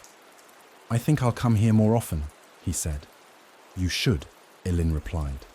"It's the only place that hasn't asked you to be anything but yourself." As they walked back toward the hall, the wind picked up slightly, lifting snow in soft swirls around their boots.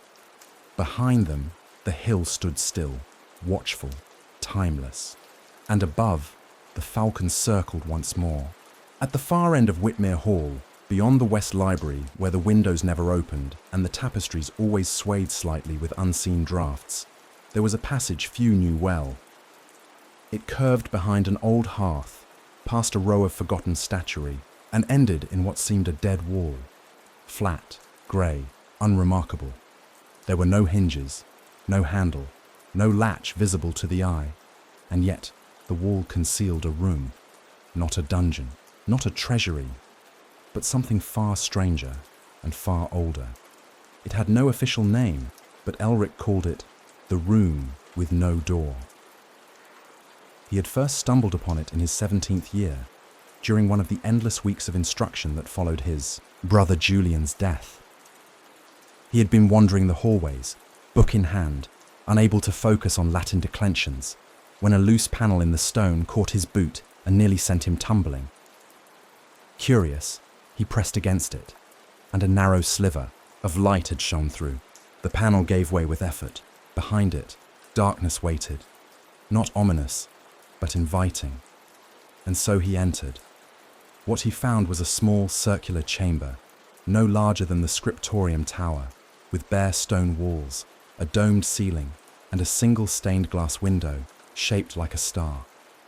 Dust had gathered thick upon the floor. The air held the scent of cold and age, and silence reigned with such completeness that even his own breathing felt like a trespass. A bench had been set against the wall, carved roughly, likely by hand. A wooden desk sat opposite, warped slightly, with time, its surface bare, but for a rusted inkwell and the brittle remains of a quill. There were no candles, no ornaments, no tapestries to catch the eye. It was a room stripped of every adornment, a chamber not for living, but for remembering. Elric never told anyone he had found it. It became, in time, his refuge. Not often, not even yearly, but when the pressures of rule or sorrow or the crushing weight of his own lineage pressed too hard, he would return.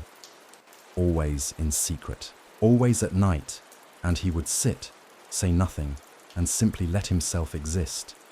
Now, decades later, something within him called him back once more. The snow had piled high outside the manor walls. The night stretched long and black, and the fires in the great hall could no longer chase the cold from his thoughts. Elin had returned to her prayers. Alaric had ridden out again on estate business, and Elric, feeling the slow ache of winter in his bones, made his way once more to the hidden place. He passed through hallways long unfavoured, corridors where portraits hung askew and forgotten armour stood watch. A servant glanced at him once, puzzled, then bowed and vanished. Elric said nothing. He reached the wall near the hearth, pressed upon the stone that bore a shallow engraving of a lion's paw, and heard the faint click as the mechanism gave way. The panel slid back.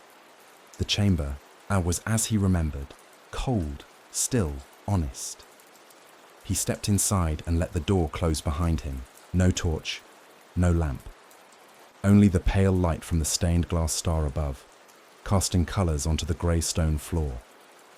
He breathed slowly, deeply, and sat. Here, there were no expectations, no ceremonies, no scripts to recite, no heirs to instruct, no counsel to appease. Only the sound of his own breath, the faint creak of the bench beneath him, and the whisper of memories that always stirred in this place. He spoke aloud, though no one could hear him. "I am tired," he said softly. Not of life, but of wearing it. His voice did not echo. The stone seemed to absorb the words, as if the room had grown used to the secrets of its visitors. He looked at the desk. A fresh layer of dust had formed over the years, but beneath it, carved faintly into the wood, were letters, initials, names, symbols. Others had sat here before him. Perhaps his father, perhaps his grandfather, perhaps some lord before the records began.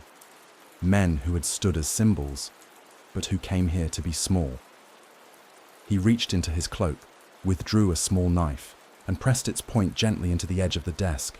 With slow, careful motions, he carved a single line, E.W., Elric Whitmere. No titles, no flourish, just a man's name. He sat back and let the silence return. He thought of Brienne, of her laughter echoing through the orchard, of her hands stained with ink as she copied recipes from her mother's letters, of her warmth and how swiftly it had been swallowed by the cold of expectation after her death. He thought of Alaric, so strong, so silent, of how proud he looked atop his horse, and how much like a stranger he sometimes felt. He thought of Elin, her voice in the chapel, her eyes on the falcon's flight, the quiet strength in her hands when she reached for his, He thought of himself, as he had once been, and who he might still be. At length, he rose. He dusted the desk gently, brushed a hand across the bench, and turned to go. But before he did, he whispered one last thing to the room. "I will come back." Then he stepped into the hallway once more, sealing the stone behind him. The room with no door disappeared into the wall, but its quiet remained with him, and this time he carried it not as a burden, but as a promise. It was near the end of the month of Icewake, when the wind crept down the chimneys like a thief, and frost shaped itself into delicate filigrees across the inside of every window pane. The manor stood quiet, as it often did in deep winter.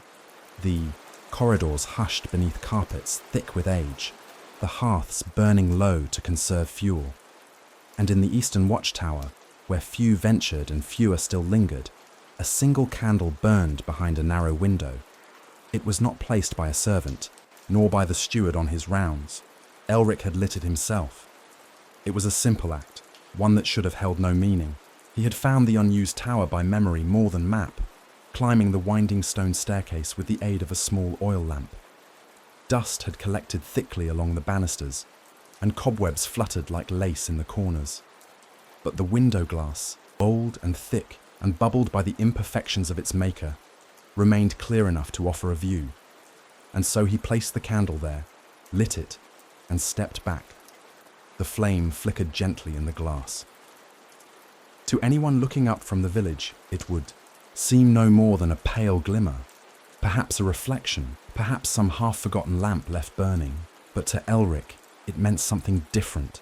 It meant someone was watching. The idea had come to him days earlier, after the villagers' visit.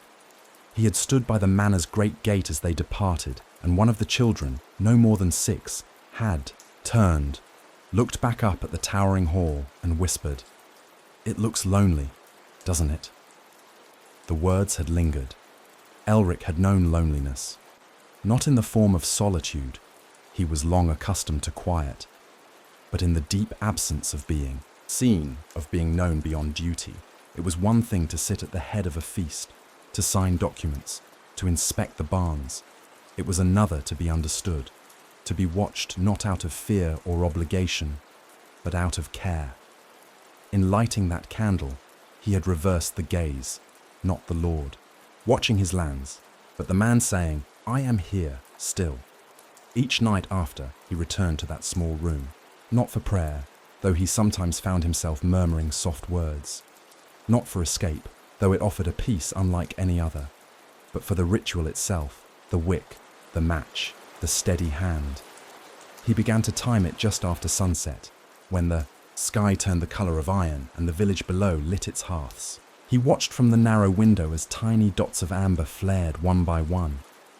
The smith's forge, the midwife's cottage, the single lantern outside the tavern that swayed in the breeze like a sleepy sentinel. And he thought, with strange wonder, that he was one of them now, not above, alongside, one flame among many. He told no one at first, not Elen, not Alaric, not the steward. It was his quiet rebellion. But Eileen noticed. One evening, as they walked together along the gallery overlooking the inner court, she turned her head toward the eastern spire and said, "You've lit the tower." He paused, then nodded. "Yes." "Why?" He hesitated, then answered truthfully, "Because I need to believe someone might see it, even if they don't know why it's there." She was silent a moment, then she smiled. A candle is a conversation without words. From that evening on, she joined him. Not always. Sometimes she arrived late, or left early, or simply placed, her hand on the stair railing, and said nothing at all.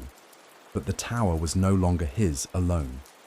They sat by the window with a small bench brought up from the chapel, sipping warmed wine or cider, listening to the wind whistle past the stone. Sometimes they spoke, of dreams, of the Falconer's Hill, of songs their mother once sang.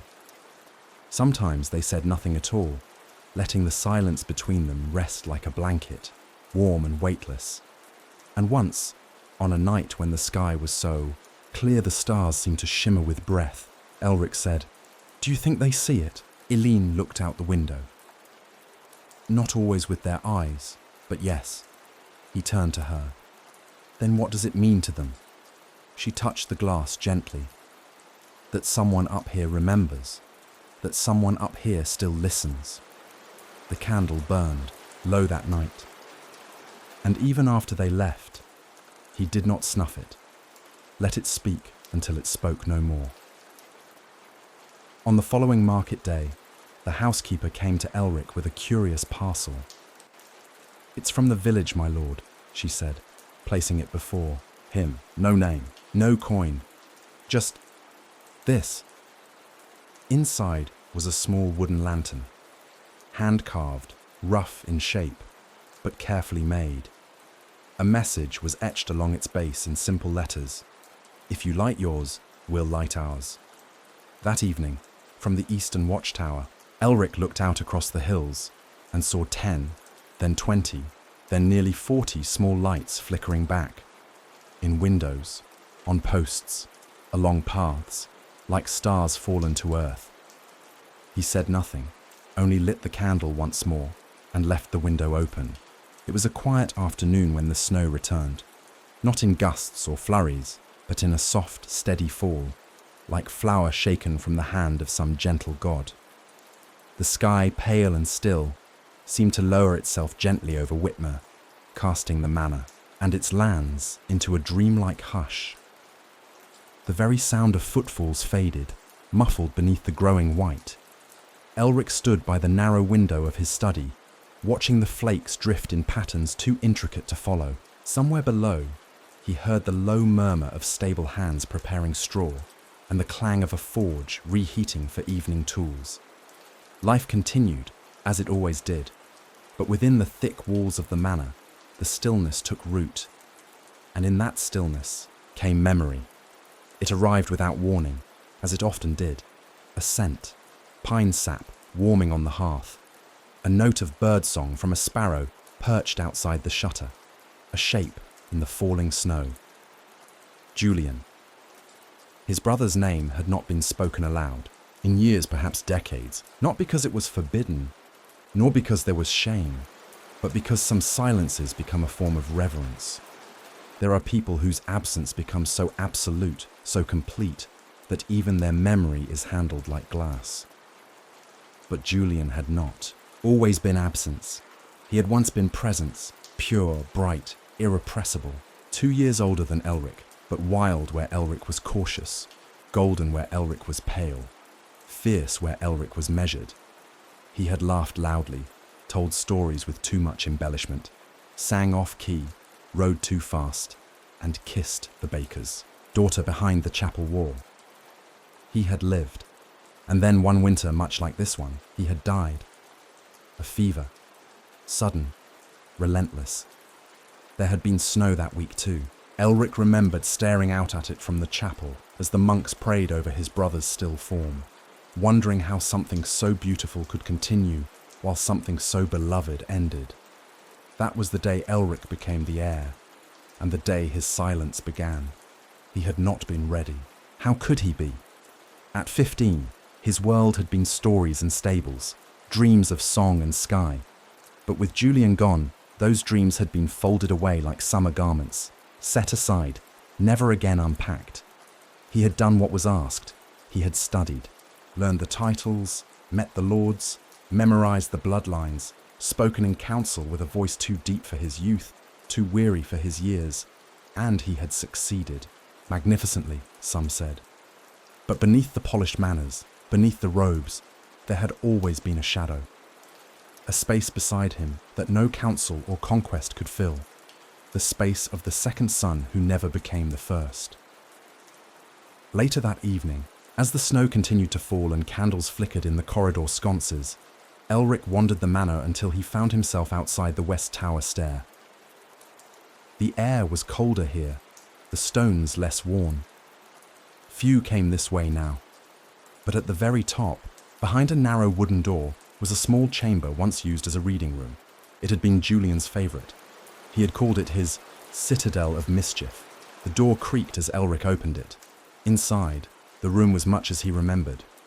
Dust-covered, yes, but untouched. A low bench beneath the window. Shelves of books, many fallen sideways or stacked with childhood recklessness. And in the corner, a small stool carved with initials, J.W. He stepped inside, the wooden floor whispering beneath his boots. The air smelled of parchment and winter. He sat on the bench and looked out the window. From here, the entire southward valley could be seen. White, hills folding over white hills like waves frozen mid-crest. Somewhere, beneath those folds, Julian had once ridden at full gallop, daring the cold, chasing nothing but the wind. Elric closed his eyes. "I still don't know why it was you," he whispered. "Why you were taken and I was left." His breath fogged the glass, and I don't know if I became the man you would have wanted me to be. A silence answered him, but it was not empty. It was full of memory, of presence, of the echo that lives where laughter once was. He remembered the time Julian leapt from the barn roof into a hay cart, laughing the whole way down. He remembered the way Julian carried Elin, then just a toddler, upon his shoulders through the orchard. He remembered his brother's voice the night before he fell ill, saying, "You'll take care of them, won't you?" At the time, Elric had nodded. He had not known what it meant. Now, all these years later, he did. And he had tried. By stone and scroll, by order and oath. But somewhere along the way, he had lost the boy who once wanted to sing. He rose slowly and moved to the bookshelf. Most of the titles were worn, childish, or faded, but one caught his eye. A slim volume of poems, bound in green leather. On the inside cover, in Julian's untidy scrawl, was a line, "Leave the door open for the stars." Elric smiled. He took the book and tucked it beneath his arm. As he descended the stair, he paused once to look back at the little room. "I'll leave it open," he said, and this time he meant it. There is a kind of silence within great halls that no birdsong or music can dispel. It lingers in corners where light seldom reaches, in long corridors where tapestries sway slightly even without wind. It is not the silence of rest nor of stillness, but of absence, the kind that settles when the steps that once filled a place no longer come.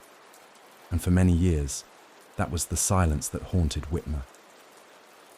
But on a morning veiled in pale frost, when the light came softly through clouded glass, and the hearth's warmth had not yet reached the high stone walls, that silence broke.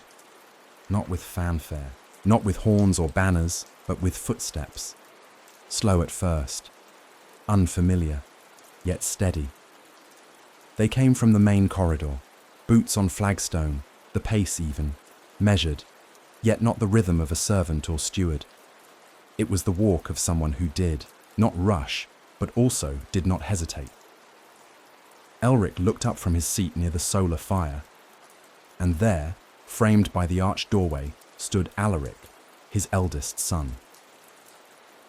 Returned. The travel cloak slung over his shoulder bore dust and salt, and his face was ruddy from wind. Snow clung to the edges of his boots, and his gloves were still damp. He had not come in grandeur, no trumpets, no messengers. Only his presence filled the space, quiet and certain. Elric stood. They did not embrace, but they did not need to. "Father," Alaric said with a nod. "Welcome home," Elric replied. Alaric stepped forward and laid a small bundle on the table beside the hearth. It was wrapped in rough wool and bound with a leather strap. He untied it slowly, revealing a sheaf of parchments and a small wooden case. "The boundary dispute is settled," he said. "They agreed to our terms." Reluctantly, Elric offered a small smile. "As most do." Alaric's lips twitched. Not quite a smile, but not its absence either. "They also asked after you," he continued. "The miller and the village priest, even the children." Elric looked toward the fire. "They have seen the light." Alaric tilted his head. The light? In the tower window, Elric replied. Each evening, a candle. For a long moment, Alaric said nothing. Then softly, I saw it too, on the road, from the ridge. I wondered who it was for. Elric looked at his son. The fire cast flickering gold across Alaric's face, illuminating the lines that had not been there a year ago, the wear in his shoulders, the quiet beneath his gaze. It was for anyone who needed it, Elric said. Including myself. Alaric took a seat across from him, the flames between them now, a soft boundary neither one feared. There is something I've wanted to ask, he said, eyes fixed on the fire, but I didn't know if it was the right time. It is now, Elric replied. Alaric hesitated only a moment longer. If Uncle Julian had lived, would you have left? The question fell gently, but its weight was undeniable. Elric took a long breath. Yes, he said. I think I would have. Alaric nodded slowly. And gone where? I don't know, Elric admitted. Somewhere smaller, simpler. I once dreamed of keeping an apothecary in a port town, selling herbs, writing letters. Would you have regretted it? Elric looked at him then, not as heir, not as extension of his will, but as a man, as his son. I think I would have regretted staying more, he said quietly. Alaric looked into the fire again. I used to envy you, he said. Elric blinked. Me? You had purpose, Alaric said. Structure, order. I spent years trying to live up to your silence. I thought if I could just be still enough, strong enough, I'd be worthy of the name. You already were, Elric replied. Even when you laughed too loud as a boy. Even when you fell from the tree and broke your wrist trying to impress the gardener's daughter. Alaric actually smiled then. She never even looked at me. She did, Elric said. She told your mother you were brave. The fire cracked. A log shifted, and for the first time in many years, father and son laughed together. Not formally, not politely, but with the warmth of shared memory. Later, Aline joined them. She brought bread still warm from the kitchen, and a pot of honeyed wine. They sat together at the fire, speaking not of politics or plans, but of smaller things, of a hawk spotted near the falconer's hill, of a broken fence mended with stubborn nails, of a dream Aline had of their mother singing in the old orchard. No titles were spoken, no roles enforced, just Elric, Alaric, Aline, a family.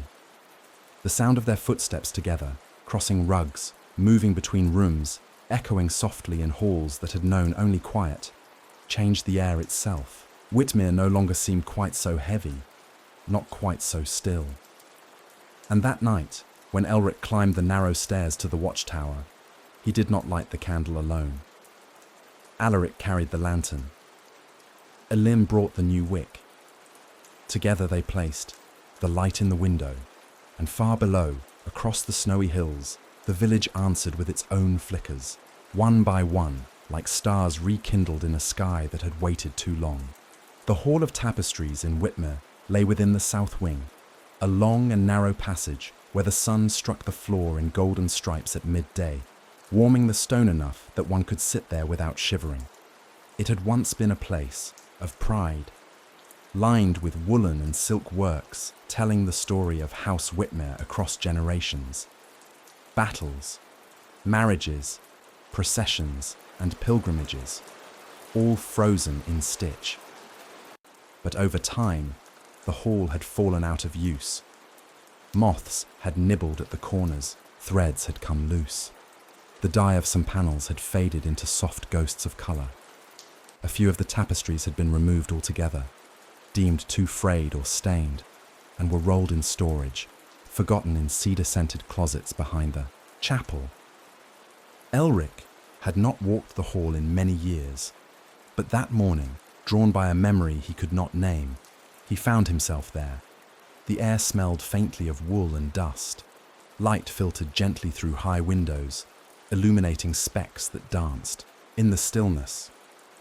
The largest of the hangings, depicting the founding of Whitmere by Sir Aldric the Bold, still dominated the east wall, his face, lion-like and golden, stared forward with timeless resolve, sword in hand, foot upon a stylized boar.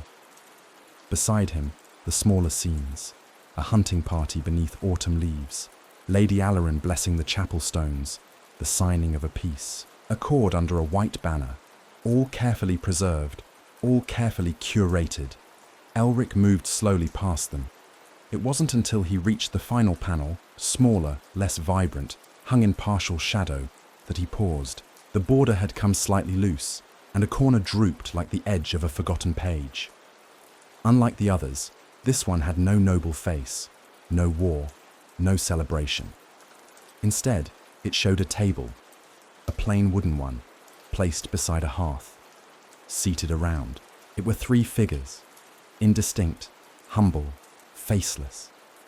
A woman, a man, a child. There was food on the table, a single candle between them. No crowns, no sigils, no glory. Elric stared, and slowly, it returned to him. This was the tapestry Brienne had commissioned in secret. She had called it the Quiet Feast. At the time, the steward had protested. He said it had no meaning, no relevance to the house's grand narrative. But Brienne had insisted. She told Elric once, in the small hours after their first winter together, "If our children only see banners and swords, they'll forget how to see each other." And she had chosen this scene, not of triumph, but of love. He reached out, gently touching the frayed edge. The stitching was simple, uneven in places. Not the work of court artisans, but of local hands, perhaps even Brienne's own. She had taken up needle and thread in her last months, said it calmed her, said it made her feel like she was adding to something that would last. Elric sat down on the nearby bench and simply looked. A quiet feast, a simple table, a candle that did not need to light a kingdom, only 3 hearts. He remembered the evenings. They used to share just so. Before Alaric was sent away, before Elaine was cloistered, when Julian was still a name spoken without grief, and Elric himself had not yet become so carefully composed. He had forgotten this tapestry, but it had remembered him. Later that day, he returned with Elaine. She wore a simple grey gown and carried a small box in her arms. When she saw the tapestry, her breath caught. "I had forgotten this," she whispered. "But I remember her working on it, in the winter room. She always sang when she stitched." Elric nodded. "I almost had it taken down." "Why, didn't you?" "I don't know," he said. "Maybe something in me knew I'd need it one day." Eileen opened the box she carried. Inside was a collection of threads, soft blues, faded reds, dull gold, and a needle wrapped in cloth. "I've been mending things," she said. "Old hems, a torn altar cloth. I thought, maybe this too." Elric stepped back. "Please," he said. She knelt before the tapestry and studied the corner. Her fingers, practiced and calm, moved with quiet intent. She did not rush. She hummed a tune he had not heard in years.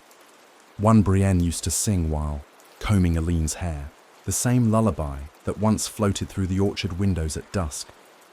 As she worked, Elric sat once more on the bench and watched.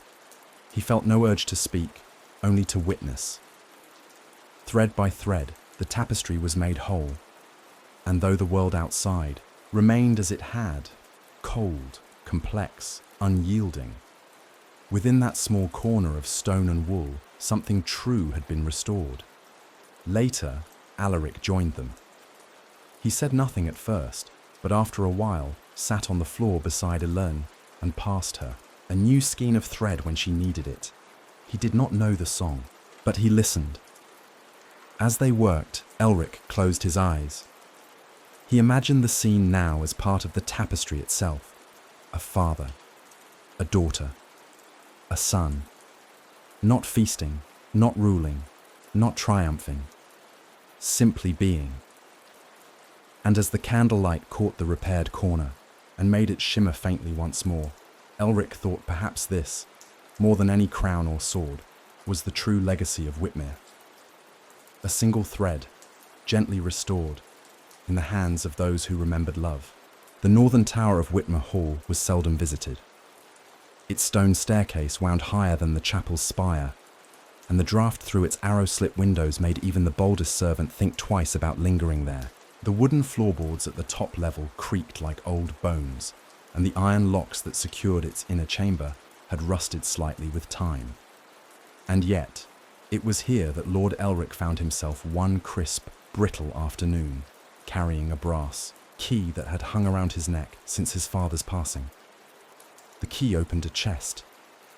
The chest had not been opened in 40 years. It sat beneath the window in the tower room, covered in an old horse blanket and dust so fine it shimmered. It was oak-bound with black iron, and upon the lid was carved the Whitmere crest, faded but unmistakable. As Elric bent to remove the blanket, the scent of cedar and age rose up around him. He hesitated. This was not a chest of treasure. It was a reliquary of words, his father's private correspondence, letters never read aloud, missives from kings, clergy, rivals, lovers, perhaps even secrets known to no one but the old lord himself. Upon Halric's death, the chest had been passed down with a single instruction: open only when it no longer matters what it contains. For decades, Elric had waited for such a moment. Now, standing there with hands weathered by time, he decided the moment had come. The key turned with a soft click. Inside were bundles of parchment tied in blue ribbon, arranged with a soldier's precision. Some bore broken seals, others still gleamed with wax unblemished. A few letters lay loose, creased at the corners, ink faded to brown. Elric lifted the topmost bundle. The handwriting was unmistakable. His father's, addressed not to kings, nor to clergy, but to Julian, his brother. With careful hands, Elric broke the seal. The letter was dated 2 months before Julian's death. "My son," it began, "I have watched you these past weeks with more pride than I dare say. You are reckless, yes, and loud, and altogether far too confident, but you carry in you the boldness I never found in myself. I see your mother in your laughter, and I see the fire of our name in your stride." Elric paused. The writing was firm, deliberate, but beneath the words was something his father had rarely revealed: warmth. "I do not say this aloud because I fear it will make you careless. I fear too that I do not know how to speak it without sounding false. But I want you to know, before the year ends, before fate shifts again, that I see you. And I hope that, should I fall, or should you rise in my place, you carry not just our banner, but our heart." There was no signature, only the mark of the Whitmere seal, pressed beside the date. Elric sat back on his heels. His breath came shallow. This was not the voice of the man he had known. This was not the cold figure who had corrected his Latin declensions or taught him to strike without flinching. This was a father, uncertain in love, struggling with the very silence Elric himself had inherited. He read on, letter after letter, some to Julian, some to Brienne, one even to himself, never delivered.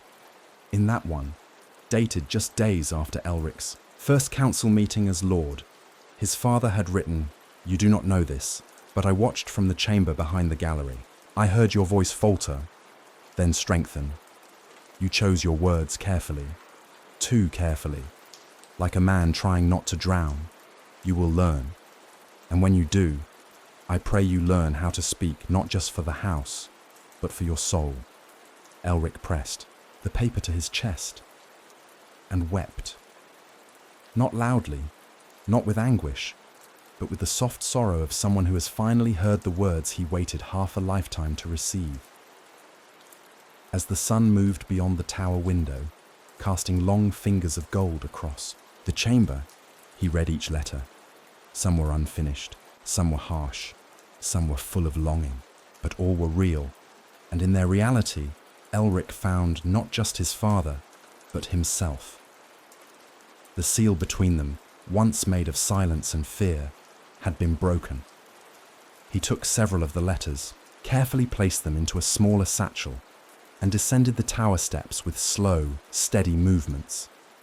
Eileen and Alaric were waiting in the small solar. They looked up as he entered, and without speaking, he placed the letters on the table between them. "I think you should read these," he said. They looked at the satchel, then at him. "From whom?" Alaric asked. "Your grandfather," Elric replied. "To all of us, and to himself." Eileen reached for the top letter. Her hands were steady. Alaric remained silent, but his eyes lingered on Elric with a new kind of gaze, not questioning, but searching, and perhaps understanding. "I carried this weight alone for too long," Elric said. "It does not belong to me. It never did." Elaine opened the parchment. The room fell into quiet, but it was no longer a silence of distance. It was the silence of breath held before understanding. And across the stone floors of Whitmere, something shifted. Not a sound, not a word, but the unseen, slow unbinding of a legacy that had waited far too long to be told. In the shadow of Whitmere Hall, veiled behind the cloister's eastern edge and walled off by thyme and ivy, there was a garden that had not been touched in nearly 20 years. The Winter Garden, it had once been called. Not for the season it favoured, but for the woman who claimed it most in the quietest months of the year.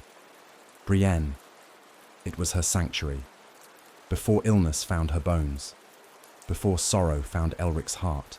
Before the silence that followed her final breath spread like a frost through every corridor. In those early days, she had come to the garden each morning, wrapped in her long blue shawl, a book in one hand and a basket of seeds in the other. She never asked the gardeners to prepare it. She did not summon maids. She would kneel, gloveless, in the dirt and press bulbs into the soil with reverent hands. Elric had once asked her why she loved it so. She had smiled, brushing mud from her cheek.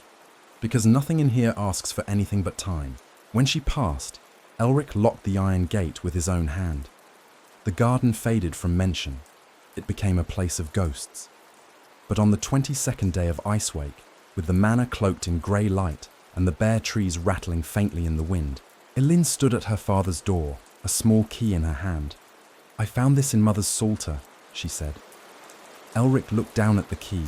It was iron, blackened with age, wrapped in a scrap of lavender ribbon. He took it slowly, as if it might vanish in his grasp. "I remember this," he whispered, and without further word, he rose and followed his daughter through the manor's old east wing, past the unused servants' stair, through the quiet cloister, to the garden, gate that stood forgotten behind a curtain of brambles. The key turned with a long, reluctant sigh. The gate groaned open. The garden was not dead. It had grown wild in their absence, not in ruin, but in stubborn, quiet defiance. Snow lay soft upon ivy-tangled hedges and crooked paths of stone. Frost had drawn lace across the surviving window panes of the old potting shed. Brienne's favourite pear tree stood gnarled but proud in the centre, its branches bare yet unbowed. The scent was of winter, earth and bark, and the faintest echo of rosemary. Elric stepped through slowly, his boots brushing fallen branches. Eileen followed in silence. They passed the old bench where Brienne had once read aloud from books she barely remembered. The same bench where she had dozed in the sunlight during her final days, head resting against Elric's shoulder, lips whispering prayers too soft for words. Snow had gathered on the bench's backrest. Moss curled around its legs. "It's not as I remember it," Eileen said softly. "No," Elric replied. "But it's alive." They spent the morning not in labour, but in remembrance. Eileen walked the paths, tracing the stones hidden beneath the overgrowth, pausing where old markers, named herbs and blooms that had once flourished. She smiled when she found a single stubborn violet rising between cracked flagstones, its bloom so delicate it seemed unreal. Elric stood beneath the pear tree and closed his eyes. He listened, not to wind or bird, but to memory, to the laughter that had once echoed between hedges, to Brienne's voice reading aloud stories she never finished, to his own voice, younger, softer, full of things unsaid. "I thought locking it would protect me," he said quietly as Aline came to stand beside him. But all it did was preserve the ache. She laid a gloved hand on his. "Then let's open it again, not just the gate." That afternoon, they returned with tools and baskets, with warm cider and a few faithful servants who remembered the garden's old rhythms. Elric came too, at first merely watching, then slowly kneeling to clear leaves from the flower beds beside his sister. It was not a restoration. It was not about control. It was a tending. Each weed pulled was not an erasure, but a gesture. Each branch trimmed, not to dominate, but to allow light in. By dusk, the garden had not transformed, but it had breathed. They lit a lantern and placed it beneath the pear tree, just as Brienne had once done. Its glow stretched across the snow, casting long shadows and warming the branches above. "I remember she used to write letters out here," Elin said as they gathered near the bench. "She said it helped her think clearly." Elric nodded. "She left one for me. I still haven't opened it." "You'll know when," Aline said. The three of them, father, daughter and son, stood in the quiet of the garden as night drew close. The lantern flickered gently. The cold no longer bit. And in that stillness, where grief had once reigned, a soft peace settled like the snow itself, layer by layer, patient and whole. The wind that stirred the trees on the 23rd night of Icewake was neither bitter nor cruel. It moved softly, with the hush of a sigh long held. Above the cloisters of Whitmere Hall, clouds parted for the first time in 3 days, revealing the pale light of a waning moon. It spilled silver over the south wing rooftops and kissed the stones of the inner garden with quiet light. Within the winter garden, 2 lanterns now swung from low branches of the old pear tree. One was aged brass, its glass smudged and fogged. The other, newly polished, glimmered faintly with rose-coloured panes. Together their flickering flames painted the snow below in pools of amber and gold. Elric stood beneath them, his breath forming soft curls in the cold air. In his hands, wrapped in a simple cloth of dove-grey linen, lay the last unopened letter from Brienne. He had held it for years, first out of fear, then out of habit, and finally out of reverence. It had rested at the back of his study drawer, pressed between pages of an untouched ledger. Elin's recent discovery, the psalter where she had found the key to the garden, had stirred him. There, hidden in the folds of its final page, she had placed the letter, not newly found, but returned to him, silently, as if to say, "It is time now." He took a long breath and sat on the frost-dusted bench beneath the pear tree. The paper was thinner than he remembered. The seal, once dark red wax, had faded to a soft blush, marked with Brienne's rose emblem, her personal sigil, not one born of lineage, but of her own choosing. A climbing wild rose, thorned and open. He broke the seal with a careful hand. The parchment unfurled easily. Her handwriting flowed in the way she spoke, gentle, deliberate, warm. "My dearest Elric, if you are reading this, it means the garden has brought you back. I always believed it would, not because of me, but because you need a place where the world does not ask so much of you. A place where you can be just a man, not a title, not a legacy, not a shield for others' fears. Just yourself. I left no will of great command, no lockboxes, no secrets, but I did leave this letter because I knew, even as I began to slip away from this world, that you would carry me longer than you should, that your silence would harden and your grief would grow roots. So I left you a garden, not to remember me, but to remember the part of you that once loved without weight, the boy who kissed my hand by the orchard wall, the man who held our daughter when she cried without shame, The father who tried so hard to teach without knowing he already was. Elric felt the wind brush against his face like a touch. You were never made for ease, love, but you were made for gentleness. That gentleness lives still in your children, and it will live in theirs. It is enough. You are enough. Come back here often, not for duty, not for sorrow, but simply because the world needs places where love outlives loss. With everything I was, and everything I still wish for you. Brienne. Elric read the letter twice, then a third time. When he finally folded it again, his hands trembled not from cold, but from the shattering and reshaping of something long frozen inside him. He pressed the letter gently to his chest and sat still for a long time. The garden breathed with him. Snow fell in thin, weightless spirals, dancing in the lantern. Light. Then, from behind him, a quiet footfall. It was Elin. She carried a small bundle in her arms, a lantern of her own. I found it in Mother's trunk, she said softly. She had kept it since before I was born.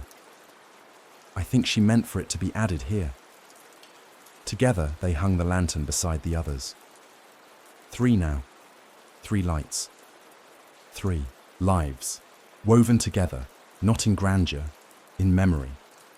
A moment later, Elric appeared, holding a wooden box. Inside, small packets of seeds, each one labelled in Brienne's hand.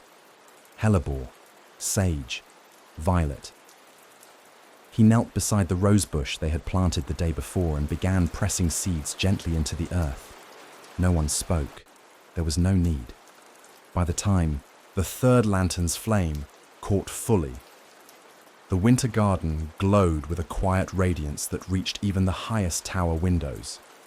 That night, for the first time in many years, Elric slept not as lord, nor as widower, nor as guardian of legacy. He slept as a man who had found his way home. The wind had grown gentler. It no longer howled against the shutters of Whitmere, nor rattled the towers like a restless spirit. Instead, it moved as breath between leaves, a hush across stone, a sigh through corridors that had once known only echo. In the stillness of that early spring, when snow no longer ruled the earth but had not yet fully yielded, Lord Elric began to walk the estate not as a guardian, but as a man rediscovering his childhood home. His boots no longer struck the ground with purpose. They wandered, as if memory itself guided them. One morning, as the sky painted itself with the first blue of Thor, Elric entered the old steward's, a room, a chamber unused since his father's death. Its door kept closed, not from fear, but from habit. Dust lay undisturbed upon a desk of oak, and in the hearth a bird's nest rested like a crown of twigs. Upon the desk, beneath a leather-bound folio of estate accounts, he found a bundle of cloth. Wrapped within it were objects unrecorded in ledgers, a small wooden bird carved in ash, painted with the faintest red on its wings, a length of linen with initials sewn in a child's crooked stitch, J.W., and a page torn from an old journal, bearing the words in Elric's unmistakable hand, "Not all wealth is meant to be counted." Elric stood in silence for a long time. Then he gathered the objects gently, as if they were living, and carried them to the solar where Elric and Elin waited. The fire was lit, though it burned low. Elin sat stitching beside the window. Elric had taken to reading aloud from an old compendium of tales, laughing softly at the overblown exploits of knights who spoke only in rhyme and seemed to battle purely for applause. When Elric entered, they looked up. "I found something," he said. He laid the items upon the table. No one spoke, not for sorrow, but for reverence. Elin touched the wooden bird. "I remember this," she said. "It used to sit on the nursery shelf. Julian said it would fly if we believed hard enough." Elric nodded. "Your uncle carved it." Elric lifted the stitched linen. "Mother taught me this," he murmured. "But it must have been Julian who stitched this piece. Look at the thread, it loops backward." Eline smiled. He never did learn to mend his tunics. For a while, they said nothing more. Then Elric spoke. We have always spoken of inheritance, in terms of land, of banners, of gold. Even our titles. We pass them as if they were swords. He looked at the items on the table. But perhaps the most important inheritance is not declared. Alaric looked at him. Then what do we call it? Elric thought, for a long time before answering. We call it the quiet things. That evening, they cleared a space in the old room beside the winter garden, a room Brienne once used to arrange dried herbs and draft letters, long abandoned but sunlit still. The shutters creaked when opened. Dust swirled like dancers, but beneath the decay was potential. Peace. They began to fill it slowly. No grand decorations, only the quiet things. The wooden bird was placed on the sill, the stitched linen folded into a drawer, Brienne's shawl draped upon a chair, dried violet pressed between pages of her old psalter. Julian's music scrolls, frayed and unfinished, stacked carefully in a woven basket. And in the center, a lantern. They called it the quiet room. Not as a chamber of mourning, but as a sanctuary for memory. Soon, others in the manor came to know of it. The cook left a small locket once belonging to her grandmother. The stable master contributed a braid of hair from a beloved old mare. The chambermaid placed a ribbon from her wedding day, long past, quietly folded into the linen drawer. The quiet room became more than a place. It became a breath in the heart of the manor. A place where those who served, those who ruled, and those who merely passed through could stop and remember. Not the banners, but the hands that held them. It was not wealth, but it was richness. Elric came often, not to speak, but to sit. Sometimes with Eline, sometimes with Alaric, and sometimes alone. One dusk, he watched as Alaric entered silently, bearing something wrapped in green cloth. He opened it to reveal a pair of boots, worn, weathered, one heel slightly lower than the other. My first, Alaric said with a quiet smile. She bought them for me when I turned 8.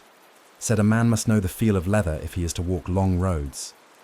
Elric smiled, eyes damp. She was right. The boots were placed beside the hearth, a new quiet thing, a new story. And so, the room grew, not in grandeur, not in weight, but in soul. And the house of Whitmere, so long defined by banners and burden, grew gentler with it, wherein the old gives its final blessing to the new, and peace is passed from one generation to the next. The last snow of the season fell without sound. There was no wind to carry it, no storm clouds to announce its coming. It drifted down, like ash from a distant fire, slow and weightless, covering the roof tiles and cloister stones of Whitmere with a veil of white no thicker than a breath. And yet, it was enough. Enough to hush the crows, enough to still the trees, enough to draw Lord Elric once again to the window of his study, hands clasped behind his back, eyes following each flake as it came to rest upon the sill. He had grown old. Not in the stooped way his father had aged, but in the quiet surrender of a man who had carried much, and now, finally, had begun to set it down. Behind him, the fire burned low. Beside it, on the long table, lay a single book, Brienne's Psalter. Returned to him by Eline days ago, it had become his companion. He did not read it often. He merely opened it, breathed in the faint scent of lavender between its pages, and let his eyes settle upon the worn passages she had underlined.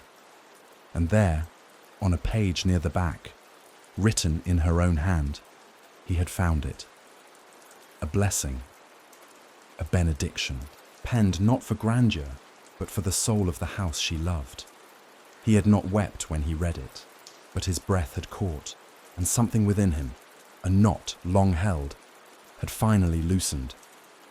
That morning he summoned Eline and Alaric. They met in the solar, where light poured in soft through the stained glass, and the fire's warmth wrapped the room like a cloak. Elric laid the psalter upon the table and opened to the page.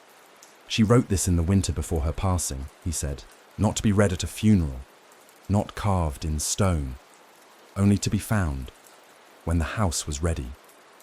Alaric leaned forward, brow furrowed. Is it a prayer? No, Eileen whispered, already reading it. It's a promise. Elric nodded. And I mean to speak it aloud. That evening, they prepared the great hall, not for a feast, nor a council, nor a coronation. There were no banners, no heralds, no nobles summoned from afar, only those who lived beneath Whitmere's roof and those whose hands had tended its earth for generations. Candles were lit in low sconces along the walls. The hearth blazed with pine and yew. Tables were pushed back, and a single wooden lectern was placed at the room's centre, its top draped in Brienne's old blue shawl. Elric did not stand above the room as he once would have upon the dais, beneath the house crest. He stood among them, lantern in one hand, psalter in the other. His voice, when it rose, was not loud, but it was steady. Let the house remember not its triumphs, but its kindnesses. The words fell like rain on dry ground. Let the names spoken within it not echo for glory, but for gentleness. A soft murmur, a shifting of weight, as if something unseen passed from heart to heart. Let every light kindled here remind the soul that it was loved. Silence. And then, breath. Not applause, not acclaim, only presence. Elric closed the psalter and held it to his chest. He looked at the faces before him, old and young, noble and servant, kin and stranger. And for the first time in his long life, he felt not like the bearer of a banner, but like part of a family, a house reborn. He stepped down, and Elaine lit the lantern beside the lectern. Its flame cast long shadows on the hall floor, flickering gently against the old stone. She passed the light to Alaric, who carried it to the quiet room and placed it upon the central table, beside the spindle and the wooden bird. There it joined the others, 3 lights, each different, each meaningful. As the guests quietly departed, many left behind small tokens, a pressed flower, a folded note, a pebble from the garden path. The quiet room had become a place of offerings, not to gods or lords, but to memory itself.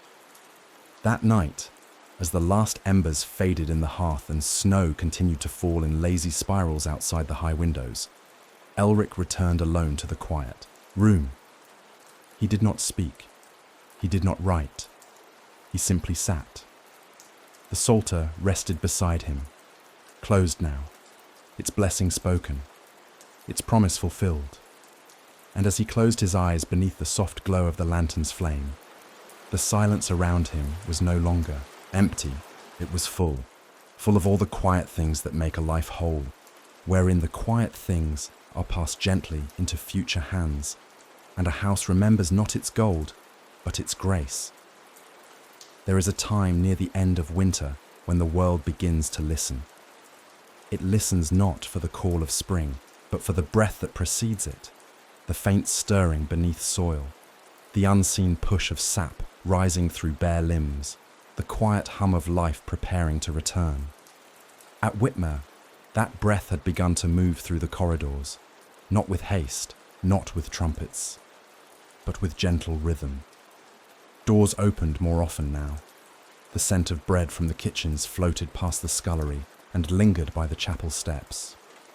Children's laughter rang out beyond the orchard wall, and the quiet room, once still and spare, had become the most visited chamber in the hall, not for orders nor judgment, but for memory.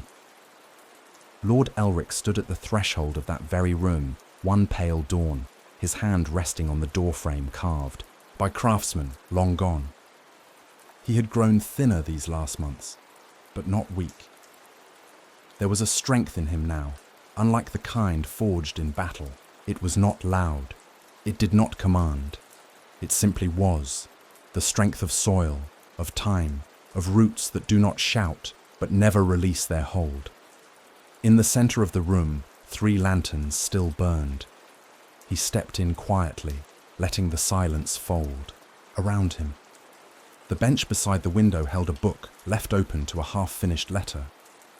A scarf had been draped across the back of a chair. On the shelf above the hearth, a jar of dried lavender joined the spindle and the carved wooden bird. He moved toward the table. Laid upon it were offerings, tokens from others. A strip of blue wool from a squire's first cloak. A tiny shoe, once worn by a child lost to fever, now remembered. A poem, barely a few lines, written in a trembling hand. A sprig of rosemary, bound in linen. Elric sat. He placed no token of his own today. He simply rested his hands upon his knees and listened. Outside, the pear tree in the winter garden had begun to bloom, white flowers like quiet bells. It had bloomed before the season, as if called forth by something other than weather. Perhaps memory, perhaps love, he did not know, and he did not need to. Footsteps approached the door. It was Elric. No longer the boy of yesterday, no longer the youth struggling to mold himself to the shape of a legacy. He entered not as heir, but as himself.